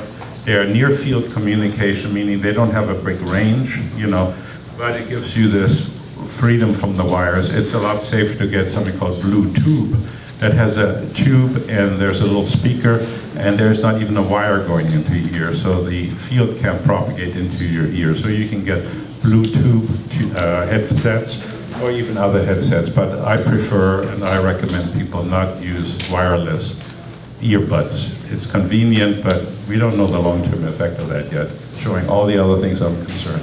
Yeah, Joe. really easy question and basic. You may have said the answer. What's the G stand for? G stands for, the question was, what's the G in 1, 2, 3, 4, 5G stand for? It's the generation. And the standards for 5G haven't been fully defined even yet. They're still being defined. There's a 3PP, there's a consortium of engineers and scientists who are determining what the modulation characteristics are of the new thing. I just wanted to show you that this new 5G, as they're envisioning it, is a whole different animal. It'll, in time, requires that we study that, and unfortunately it's being rolled out before any studies have been done at all. Yes? I question whether we need any radiation for communication and transportation, as Nikola Tesla was able to deliver free energy, and he was murdered, his research taken, and also Hitler apparently had a lot of, he was flying his cigar in the ships, and so he wasn't as dependent on gravity. All right. So, and Stephen Greer right now, the anesthesiologist who is working with all the governments to disclose, technology, not on Earth particularly, and they haven't. Could you speak louder? Okay, let me repeat the question. I think I get the drift. She said, do we even need wireless transmission? Okay, radiation. Because Nikola Tesla, who died in the 1940s, and who developed a whole different kind of resonant communication, which is called non-Hertzian waves or resonance waves, had developed something, and these other things could be developed in time that work with the central antenna that creates resonance to the receiving antenna, and therefore doesn't irradiate the whole spectrum. And I know a little bit about Tesla and other things. Well, nobody's yet shown me a working system.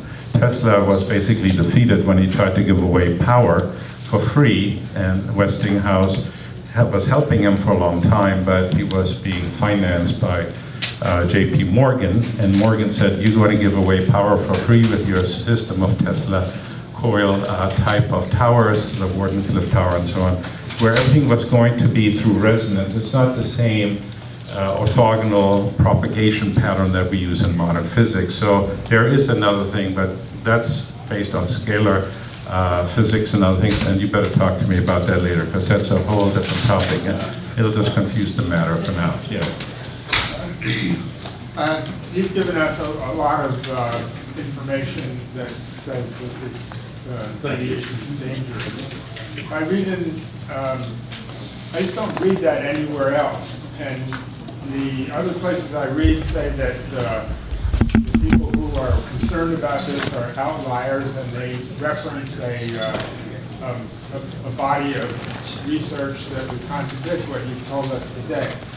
I happen to believe you instead of them, but I'd like to know what the story is from your angle with respect to the dismissive attitude of even an outfit like the New York Times with respect to this supposed body of information. Okay, so the question was, why is this not being generally discussed? Why does it seem like I'm an outlier, like so many other people who might talk about it, the other scientists and things who are not the mainstream, and why isn't even the New York Times or other supposedly reputable organizations minimizing that, right? I think that was roughly the question. And no, first of all, the New York Times is already also largely corporately influenced with, I think with AT&T, just there's all these interlocking corporate reasons why certain things don't get brought into the mainstream. There ought to be a much more broad-based debate, and it's basically the IEEE, which is an engineering organization, and the Bioelectromagnetic Society, they're basically saying, look, they're all based on heating effects. There are thousands of studies on non-thermal effects, but they can't wrap their head around that there isn't a mechanism. I can show you the mechanisms based on calcium, voltage-gated calcium channels in your brain that Martin Paul is talking about. I can tell you about mitochondrial dysfunction. People are breaking down now, older people. There's 20 times in the last 20 years rather, there are 6 times as many women over age 75 dying from neurodegenerative diseases, Alzheimer's, Parkinsonism, and so on. You know, cancer and heart disease is still, of course, a major cause of death. But what people are really increasingly dying from is neurodegeneration. And they ought to be looking at the epidemiological data and saying, to what degree is this also caused by electromagnetics? And because the paradigm is, well, if it doesn't heat you up, it's not a problem. Therefore, they're dismissing all the other things as junk science or partial science. But these are people who have put their lives on the line studying it, and the researchers who actually worked for the industry when the studies didn't come out the way of the industry, they were defunded, or they were debunked or called fake news. And you know, this is a major problem in this country. How do you get clear, honorable, active, scientific, valid information? We can always argue to the degree of significance, but I've showed you the scientists who've been at the forefront showing DNA changes, doing oxidative stress changes, seeing babies affected, and so on. So at this point, rather than wait for Moses to come from the mountain and say, this is the absolute truth, because science only tests hypothesis, and the hypothesis can be proven or disproven. You know, there is no absolute truth yet, but there is so much data now that I would say you're going to have to follow your heart and see who you listen to, and see if it's credible, and if you can, study the research yourself. You know, and you know, there is so much fake news in this era today that it's unfortunate that the other people would call this alarmist. It's not alarmist. There's enough data there that we should have precaution. We should study it more before we roll out a technology. Rather than assuming it's safe, we should say to the industry, you prove to us that it's safe before you deploy it. That's what we do with drugs. Right? The telecom industry is now 2 to 3 times as big as the pharmaceutical industry. You have to understand it. And I'd like to hear from the gentleman from the telecom industry. I don't represent anybody. Okay. So, you mentioned that you'd like to see better proof. But the problem is you can prove anything is dangerous by merely demonstrating one person gets sick. But you can never prove anything is safe, 100% safe. You always are going to have a few people falling out for one reason or another, some kind of a malady that's related to it. So proving something is safe doesn't work. The only thing you can do is prove it's unsafe. Right. Which means the preponderance of evidence, like you demonstrated. Yeah, and so the question was, you know, it's very difficult to prove something is safe, and I agree. It takes a high burden of proof to show it's really safe. And human beings are nonlinear systems. One person has good genes and will not be so affected.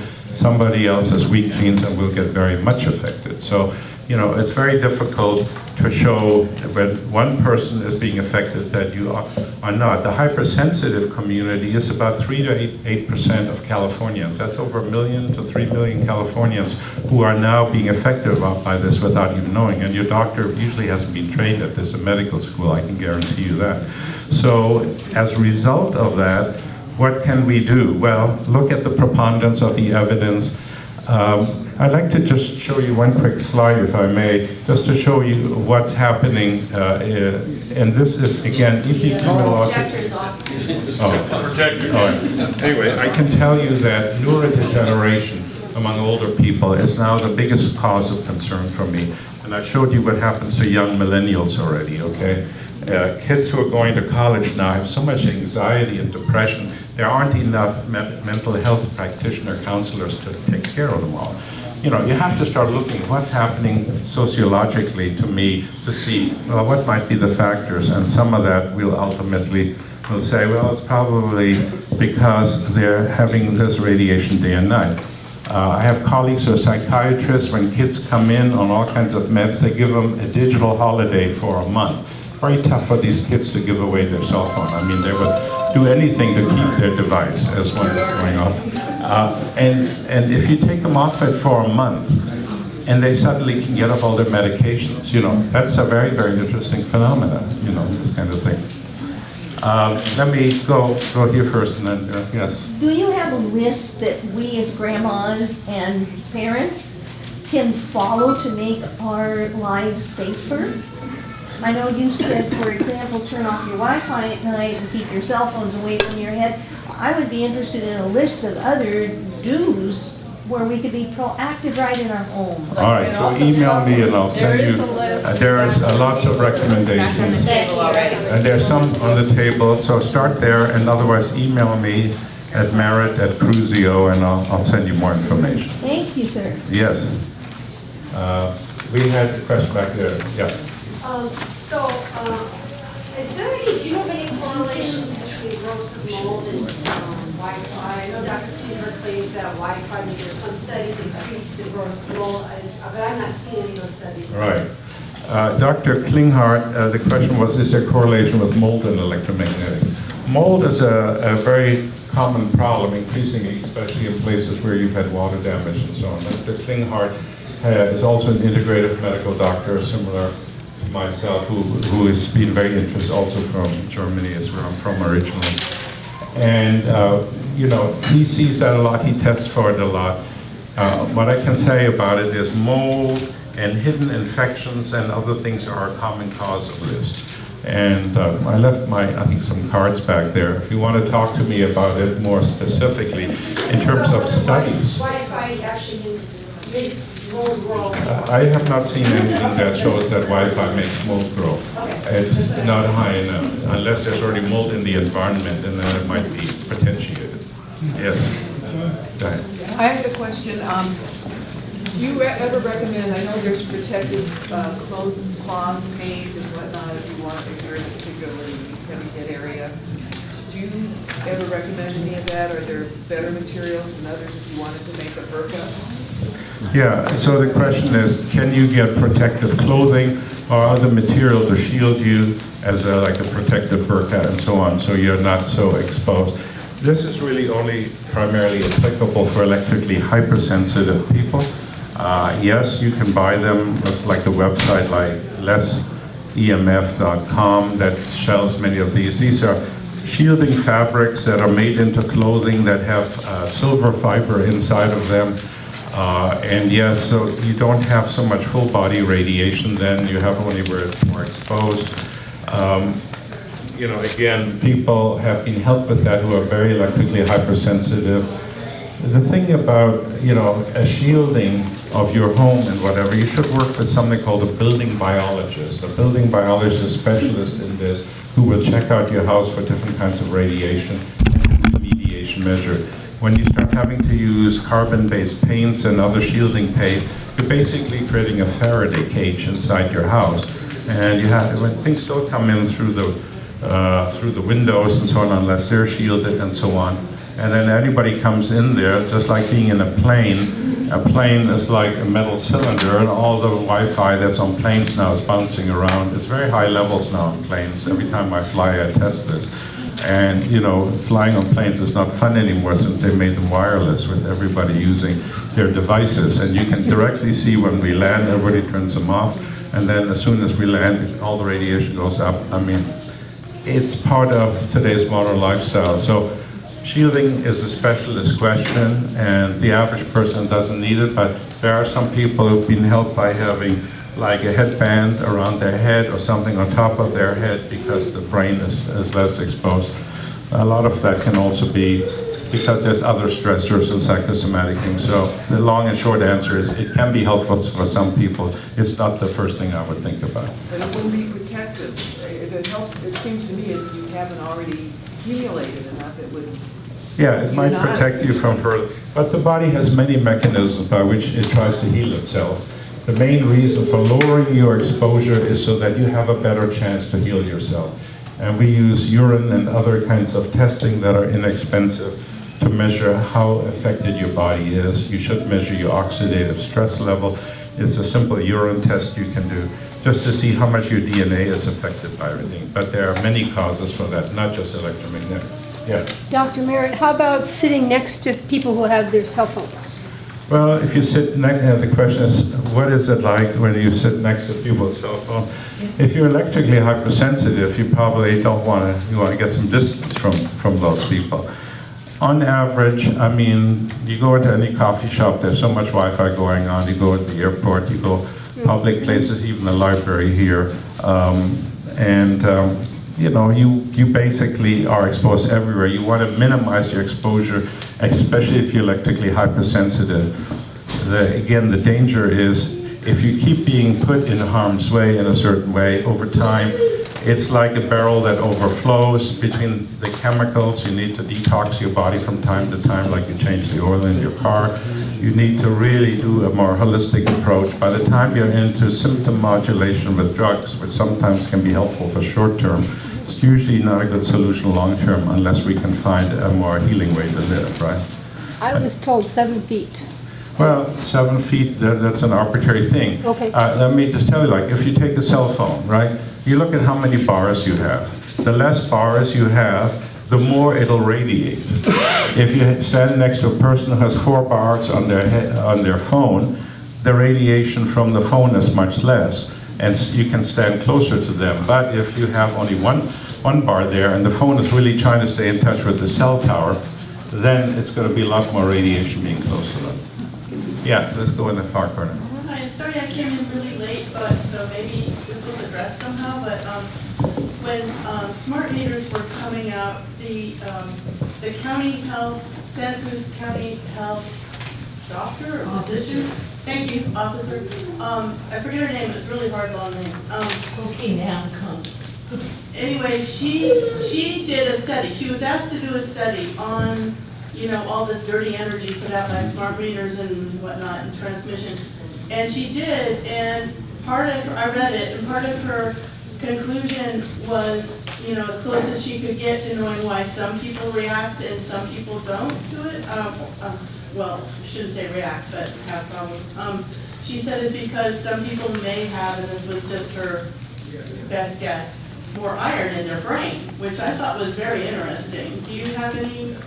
Yeah, though the question was when smart meters first came in, the Santa Cruz public health doctor made some, you know, she actually came up against immediate deployment of smart meters because of health concerns, and she was a public health doctor. And she had a theory that it might be because of the levels of iron in the brain. Well, I can tell you inside your brain, you actually have, for every gram of brain tissue, you have 100 million hematite or iron crystals, and they actually absorb electromagnetic radiation in the microwave range. And in the dura, or in the covering of the brain, there's 10 times as much iron. So that gives us our magnetic sense. So I don't know if that theory applies to me, but there's hematite in the brain, and that gives us a lot more absorption or resonance to these waves, okay? Do you know if it varies, by the way, by person, the amount of... I don't know to what degree the iron levels vary, but everybody is different. And some people get sick because their genetics already have a weakness, and then you add all of these stressors, chemical toxins, electromagnetic stress, emotional stress, and so on. Eventually the system breaks down, and that's what we're seeing collectively a lot more. Yeah, let me ask the one this side. I was wondering if anybody knows of a building biologist in our community. I'm trying to get my exposure down in my home, and I have one issue I can't take care of on my own. So I'm looking for somebody who might, you know, have specialist. Okay, so if anybody knows a building biologist in our community, I could send some people as well that you could talk to. And there's an Institute for Building Biology, Baubiologie, it's started in Germany, that you can actually get reference names of people that you can get. Yeah, those are good people to know. Yes. Google or search in DuckDuckGo. That's right. On her website, EMF Aware. Oh, EMF Aware, it's on her website. EMFAwareSC.org. Yeah, EMFaware.SC for Santa Cruz.org, right? And there's lots of good reference that Sasha Ryan has put together. Let me come to you, Ryan. Go ahead. Yeah, with all of this 5G concern, my understanding is they have pilot places planned in various cities. Yeah. And also, how does that get affected by what they're planning with AI, data collection, wearable tech, They're talking about now wearing, getting clothing that has this. Do you Right. think that's going to merge into the 5G arena? Oh, that is Exposure what we also? call the Internet of Things. So the question is about, what about all the test areas, the test beds, the places in the country that tried the 5G frequency, Sacramento being one of them, and many other places. Verizon was early adopter trying to bring this in. AT&T, I understand from what the industry told me, are starting to use 24 gigahertz here in Santa Cruz when they all came out to promote broadband. You know, you can bring broadband in, you know, other ways through fiber optics. There, if you, and I'll come back to that in a minute, but clothing, tech, smartphones, and so on. A lot of people with smartphones are getting heart palpitations. Young people, you ask them, are you having heart palpitation? And then some of them, yeah. I mean, they can't figure, they don't make the correlation. They think all the tech is as great as possible. Clothing, wireless things will all be transmitting your data. Stanford is even harvesting it because they want to get epidemiological data. But I would not recommend you do that. There are all sources of radiation that's next to your body. So you got to be careful with that, you know. And there's a whole, well, let me just answer the question first. You can say a lot more about it. And if you have more questions, come and see me about it. Yes, back there. This is something that isn't in current times. In the late 1990s, my brother died of two brain cancers. His job was working for a university. His office was right at direct, almost head level across the freeway from the communications center for the county of Baltimore, with everything, just nothing but data stuff going out. And being the curious guy he was, he kept asking the why question, you know, and we went into his office and he says, I think that's the problem, but there's no data on it. Could that have possibly been? Oh, so the question is, she has a family member who had a brain tumor, worked in Baltimore, I believe, and was in an office that was across the way from the cell tower array, across the freeway or something. And he was curious what could have caused this brain tumor. And you know, unless you go in there with a meter like that and measure the levels of how much radiation there is, you know, it's hard to say. It certainly could be contributing, but you know, brain tumors rates have gone up, and it's not epidemic yet. And so, you know, but for the person who's affected, it's 100%. You know, and that's the way you have to look at these things. Statistics are only so good. You have to start taking steps in account, and buying a $180 meter and just measuring it has a little display on it so you can see, you know, how much it's radiating all the time. And I hooked it up to the computer here, but the video went up. But this little meter, I'll turn it on. Also, you know, here it's fairly low, but I'll turn on the light, and you can actually hear. There's a little speaker here. What's going through the air? You know, that's the modulation pattern, and so on. But you can kind of see like the little display here, and then you have to interpret that. But at least you can say, oh, that's really high here, not so high here. And unless you do some measurements, then you don't really know. And if you call me, I can say, well, this is significant or not. You know, you want to keep it as low as you can. About 20 years ago, meters going around. Go ahead. Yeah. So of course I can't prove this, but I was a neighbor in my neighborhood who heard about the smart meter rollout. You speak louder. I'll try.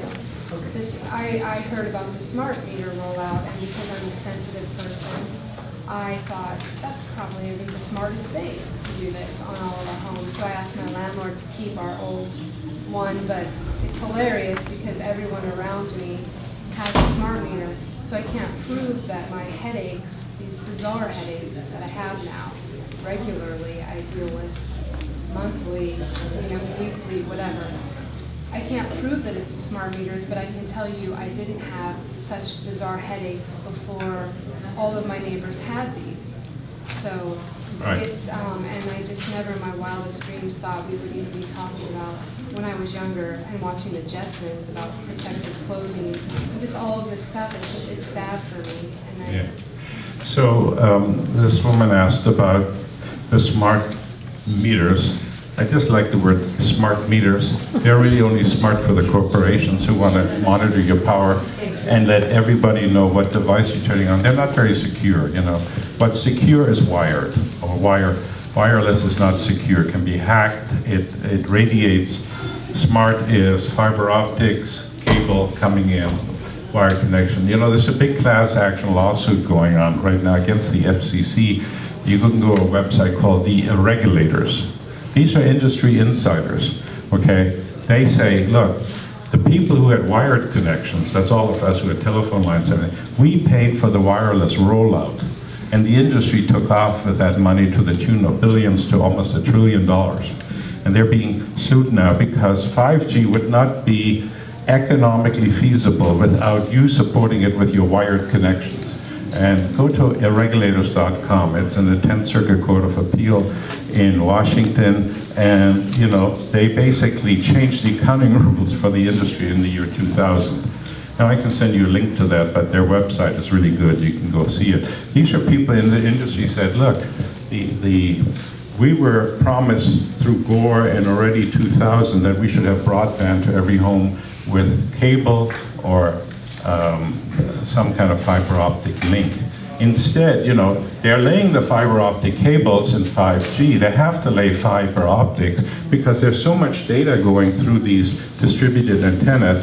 They have to have cable, but they'll end up at the telephone pole or the light pole where they then put the antennas. So for the last couple of 100 meters, they're going to be irradiating you with wire. It's a lot cheaper to put antennas in for them than to lay fiber optic. But if we could change their mind to say, look, we like fiber optic, we like cable, bring it right to our houses, and then give us all fast internet, you know, and that's where we should be using the money they absconded with, pay it back to us. But they weren't needing or requiring the FCC for the telecom companies to have accounting so that they say, what did you do with all that money that we gave you for that? So that's that lawsuit, yeah. They actually did a study up in Seattle last year where they found that it would be cheaper to bring fiber, the last section, to the homes directly than to set up the DAS networks. Oh, Bruce just said that they actually did a study that was cheaper to actually bring fiber into your home. But you see, that gives you then everything in a hardwired way. That would be much healthier and safer, but it doesn't allow you to buy a new phone that has the latest wireless kind of technology. And it's people paying for all the mobility. I mean, you can't fault on some level the industry by saying, well, we're giving you what you want. But look, what you want is what you're being told you should want. Right? That's the issue. The issue is, what does a corporation who is making billions of dollars on this, you know, want you to buy? And once you've bought, you know, the Kool-Aid, man, we're all in it now, right? That's what I'm talking about. Limit the surveillance and weaponry use. Well, there is the issue I already showed you with surveillance and weaponry. To me, the bigger ones are already, you know, in surveillance capitalism. You know, the Googles and the Amazons and everybody else is tracking your data. So you have to take proactive steps to not, you know, use DuckDuckGo if you use that rather than Google, because then you can't get every search is not tracked by somewhere, you know. I mean, this is how they monetize all the stuff they give you for free. If you don't want to have everything free, then you probably can have much more security. But look, the age of surveillance capitalism is here, and the government is just learning to wake up to it because people are starting to demand more security, right? Yeah, Rabia. I wonder if you could talk about elderly brains, because just like with flu, babies are more vulnerable, children more vulnerable. How about older people? Yeah, the question is, what about older people, like babies? You know, are they more vulnerable? Absolutely. I mean, there was a 20-year study done how the brains are happening in women when they're dying, and what are they dying from? And I already said there's 6 times as much radiation causing neurodegenerative disease. Now, it's not only radiation. They identified that as one of the causes. It's also the chemicals. It's also the amount of glyphosate. There's so much Roundup, glyphosate in our bodies now. And so, you absolutely have to consider cleaning your body out at least every spring and fall, ideally, or do a panchakarma Ayurvedic thing, or do some liver cleanse or something, because you know, if you don't eat organic vegetables, there's going to be pesticide residue on it, right? In a study of children, or rather women who were pregnant with children, and they took the cord blood from the mother to the baby that's been feeding the baby at birth. There's been over 200 chemicals in the cord blood at different levels. So that the kids are already bathed in the stuff. You put then iPads and other things on the pregnant mother's belly, you know, these kids come out being hyperactive, you know. They're already at age 2 and 3, you know, the parents are wondering what they should do with their children. So the children are very vulnerable, and especially because older people, why? Because they already have neurodegeneration, they have lower melatonin levels, they have lower adaptability, they have more chronic illnesses of various kinds. Definitely many people have inflammation, so you need to control the inflammation that's caused as your itis. Every itis in medicine means inflammation, whether it's arthritis, it's joints, you know, uveitis is the in your eye, or you know, hepatitis in your liver. The itis always means inflammation, and inflammation is the common thing. And this stuff causes free radicals, which lead to inflammation, which leads to ultimately, you know, early dying. So it's really time that we reclaim our health as a community, and I'm here to help in every way I can. Yes, right. 10 seconds. Oh, you want? I'll share. Okay, thank you. Go ahead. Yeah, I have a question, because I am so puzzled. You know, I could spend $2,000 to get a building biologist. All right. And then I'm also got this question, if I go in and say, maybe I do want to have this special clothing. Would EMF Aware consider doing some smaller groups where people could kind of get these questions resolved and worked out without having to spend, Okay. it seems like a lot of money. So the question is, could we have EMF Aware or other groups help with people who don't want to spend the money to remediate their own home at thousands of dollars potentially? Well, no, not only homes, but clothing, On all clothing. the questions that revolve Well, around it. EMF Aware is just trying to make people aware of this whole idea. I think meters like this should be also stocked in libraries to be taken out, to be loaned. You can convince your local library board to buy a couple of these, and then people can take them home. People need to just learn by doing and understanding. You know, before you start having to don all kinds of clothing, I think that's more appropriate if you really have been either diagnosed or feel you're electrically hypersensitive. And then it's a matter of trial and error, right, to see if it works for you or not. Some people, you know, but it's hard ahead of time to say, oh yes, it'll be good, you know. But that's why I think it needs to be discussed. It needs to be discussed, and I'm available to help whenever I can, so, yes. Do you have any knowledge of the little dots that you are being advertised for you to put it on your device, cell phone, whatever, it reduces or takes it away? Yeah, there are numerous amounts of little supposedly electromagnetically remediating kind of devices, like little discs you can put on the cell phone. They usually are ceramic or some kind of metals. They usually don't change the radiation from the phone, otherwise the phones would work. But they might make the coherent radiation, where it's all in phase, more incoherent, and that does appear for some people to be helpful to their body. Now, there are so many of them on the market, you know. We have a way where we send some of them to Europe to test what would be helpful. There are some crystals made that help some people when we do a resonance analysis of their blood and so on. But in general, I can't recommend things generally, because some people have really been helped by them, some people haven't.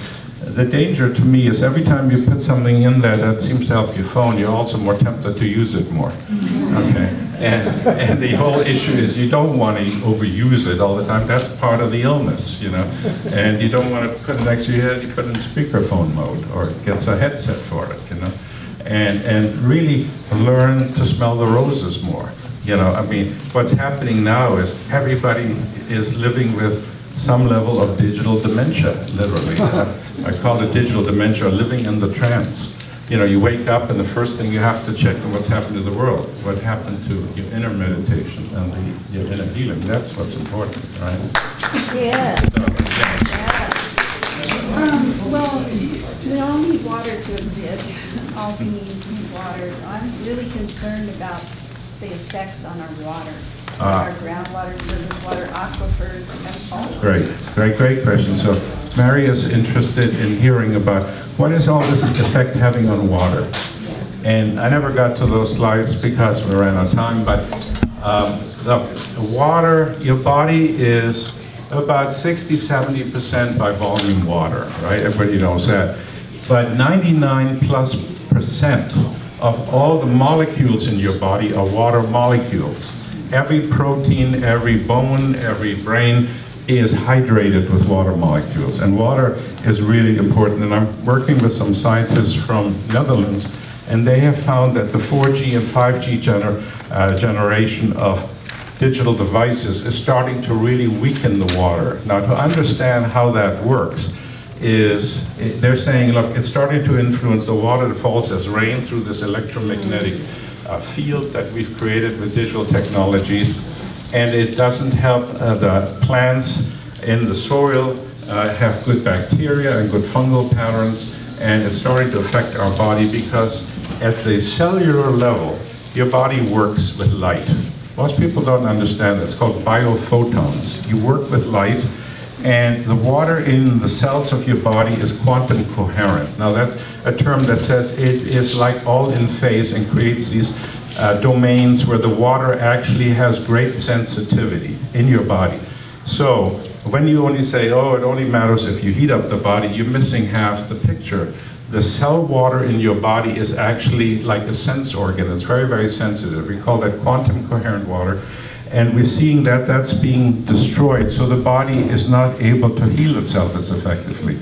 So these scientists in Holland are making a special water that they find actually compensates for that, and it's stable over time. You can vortex water, which is what nature does. It flows in a little cyclone or in a little vortex, and it regenerates itself, and there's lots of devices that do that. You can put magnetic things on water and changes it. You can put crystals on water and it changes it. But these effects are short duration. And what these people from Holland are doing, and we're hoping to bring this water to the United States, it's helped, like we gave it to an Alzheimer's patient, and that Alzheimer's patient started recovering. Their brain function went better, the EEG changed, and so on. I had a patient with cancer. The cancer, just by giving him this water, started to get better. So, I mean, this is early days. I can't tell you more about that. It's just being investigated. But they've done 10 years of research, and we found a water that might help people heal. And we're in the process of trying to get the funding to bring these kind of water devices here so we can give people this water to drink. Because water is the key to life, absolutely. And what's missing from the whole dialogue of just looking at biophysics from a heating perspective is these non-thermal,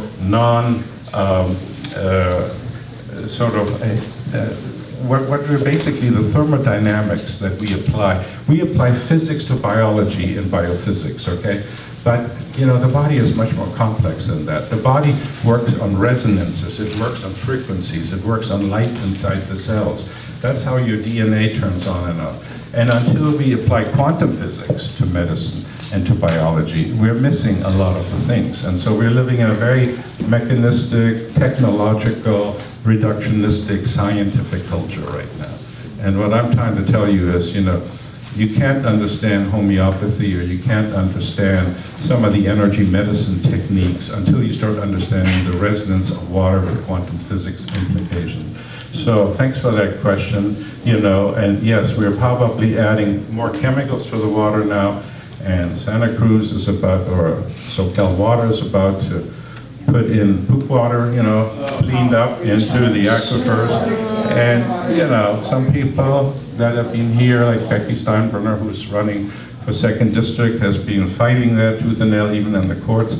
But I won't give her really the time of day because there's vested interest, you know. And I know there have been water shortages and we all need to economize, but people have stepped up and our water thing is not as desperate. So the big question is, we need to all get politically active in this, and that's why I'm coming out here today on the first day of spring on Imbolc in the Celtic calendar on the 1st of February to invoke Santa Cruz has to stand up for new governance, okay? Yeah. And I hope you all step up with it. Talk to my wife over there. She's the political arm of the organization. Yeah. Hi, Tom.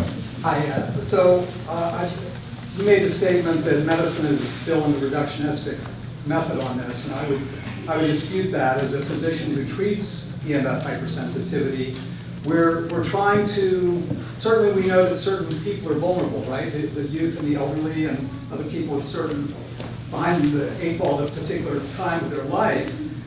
And you mentioned the coherency of water. What we're finding is that particularly in these neurodegenerations, if we measure memory and if we measure reaction time, and this is fresh off the press in the last few months out of University of Texas, San Antonio, where it's just take the traditional approach to medicine and grow the strength of the individual. And what's needed is to grow the strength of the mitochondria of the brain and to increase what's called redox cycling, the movement of electrons around and around and around.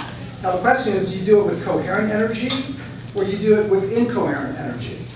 And the technology's been proven, so now it's can we get that technology into everyone's homes at an affordable rate? We have already successfully treated glioblastoma multiforme, which is the #1 brain tumor in young children, usually with a 9-month life expectancy. That's been reversed by wearing pulse magnetic field skull caps and just powering them 18 to 24 hours a day with rechargeable batteries, okay? And this is not changing human behavior of digital access. We're also doing it with pancreatic cancer, and we're doing it with, they proved it with mesothelioma. So this is phase 2 of clinical trials, FDA clinical trials in the United States. It will never come into the market in the United States. Of course. But you can go to Africa and buy it and import it. Okay? So we're going to have a different age of medical tourism. But already, like in my office, we're doing intravenous lasers, and we're putting coherent light in, and the missing answer is the frequency modulation, okay? Because it's vibration, frequency, and the amount of wattage. And if you reset on a daily basis, a weekly basis, a monthly basis, we have helmets that have transcranial lasers to energize the DNA while you're taking a Native American Indian dye that's 100 years old and FDA approved as the electron recycler to increase biophotonic energy in the brain. And the measures are improved memory and reaction time. Those are the two cognitive effects. Great. This is my colleague, Dr. Tom Urema, in case none of you know him, and he is also on the floor. I'm passionate about this. You can see he is passionate about it.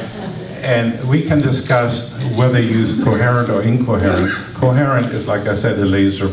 And the Weber lasers from Germany, I think you're using, that I've talked about. In energy medicine, we use a lot of energy techniques for healing, and that's what Tom's involved in. And yes, you can take cranial caps, which have magnetic pulsations in them, and they're being used now to treat diseases. So we know that. And they're not heating up the tissue, right? So they're non-thermal. So that just proves the point that non-heating electromagnetic vibrations of the right frequency or coherence or phase is what's reused for healing. And we're going to have a lot more to report on this. And will we all be having them equal to our iPhones in our homes? No, I hope not. Yeah, the hope is that we can bring, because these things unfortunately aren't going away as fast as the illnesses are arising. And so we need to really have solutions. I'm hoping to bring water in that does that. Tom is working with light frequencies and lasers and so on. So there is a future, I hope. The main thing is we need to make sure that we get better exposure, lowered exposure criteria from the FCC, better devices at frequencies that don't harm us, especially the modulation patterns. And I think in time, if we all stick together, we're going to make a change. So I'm committed to that. Right? Okay, we have to wrap up. let's take one more or two more questions. I was going to say, continuing off what you just said, is that the solution is for us all to become activists. Yes. That's the only way Yes. we're going to stop this. Right. So the solution is to become On this sheet activists. of paper, Carl lists the Board of Supervisors meetings. They're supposed to be protecting the public health and well-being. Let them know it's unacceptable to be proliferating this kind of wireless microwave Yeah. harmful technology. And also, I have a sheet of paper that lists Supervisor Leopold's meetings. There's 2 cell towers coming up in his district, and he needs to hear this is unacceptable. One's by the Seventh-day Adventist Church campsite, and then there's also by his park on Chappaqua. So please take these and. Okay. Thank you all for coming. And I want to thank Dr. Maret. I also want to say, if anybody hasn't signed the sign-up sheet, it's really important for us so that we could get help in our local cities to help with this problem. And I want to end with something by Margaret Mead. She said, "Never doubt that a small group of thoughtful, committed citizens can change the world. Indeed, it is the only thing that ever has. So with your help, we can create change." Now move on for a minute if any of you have a burning question.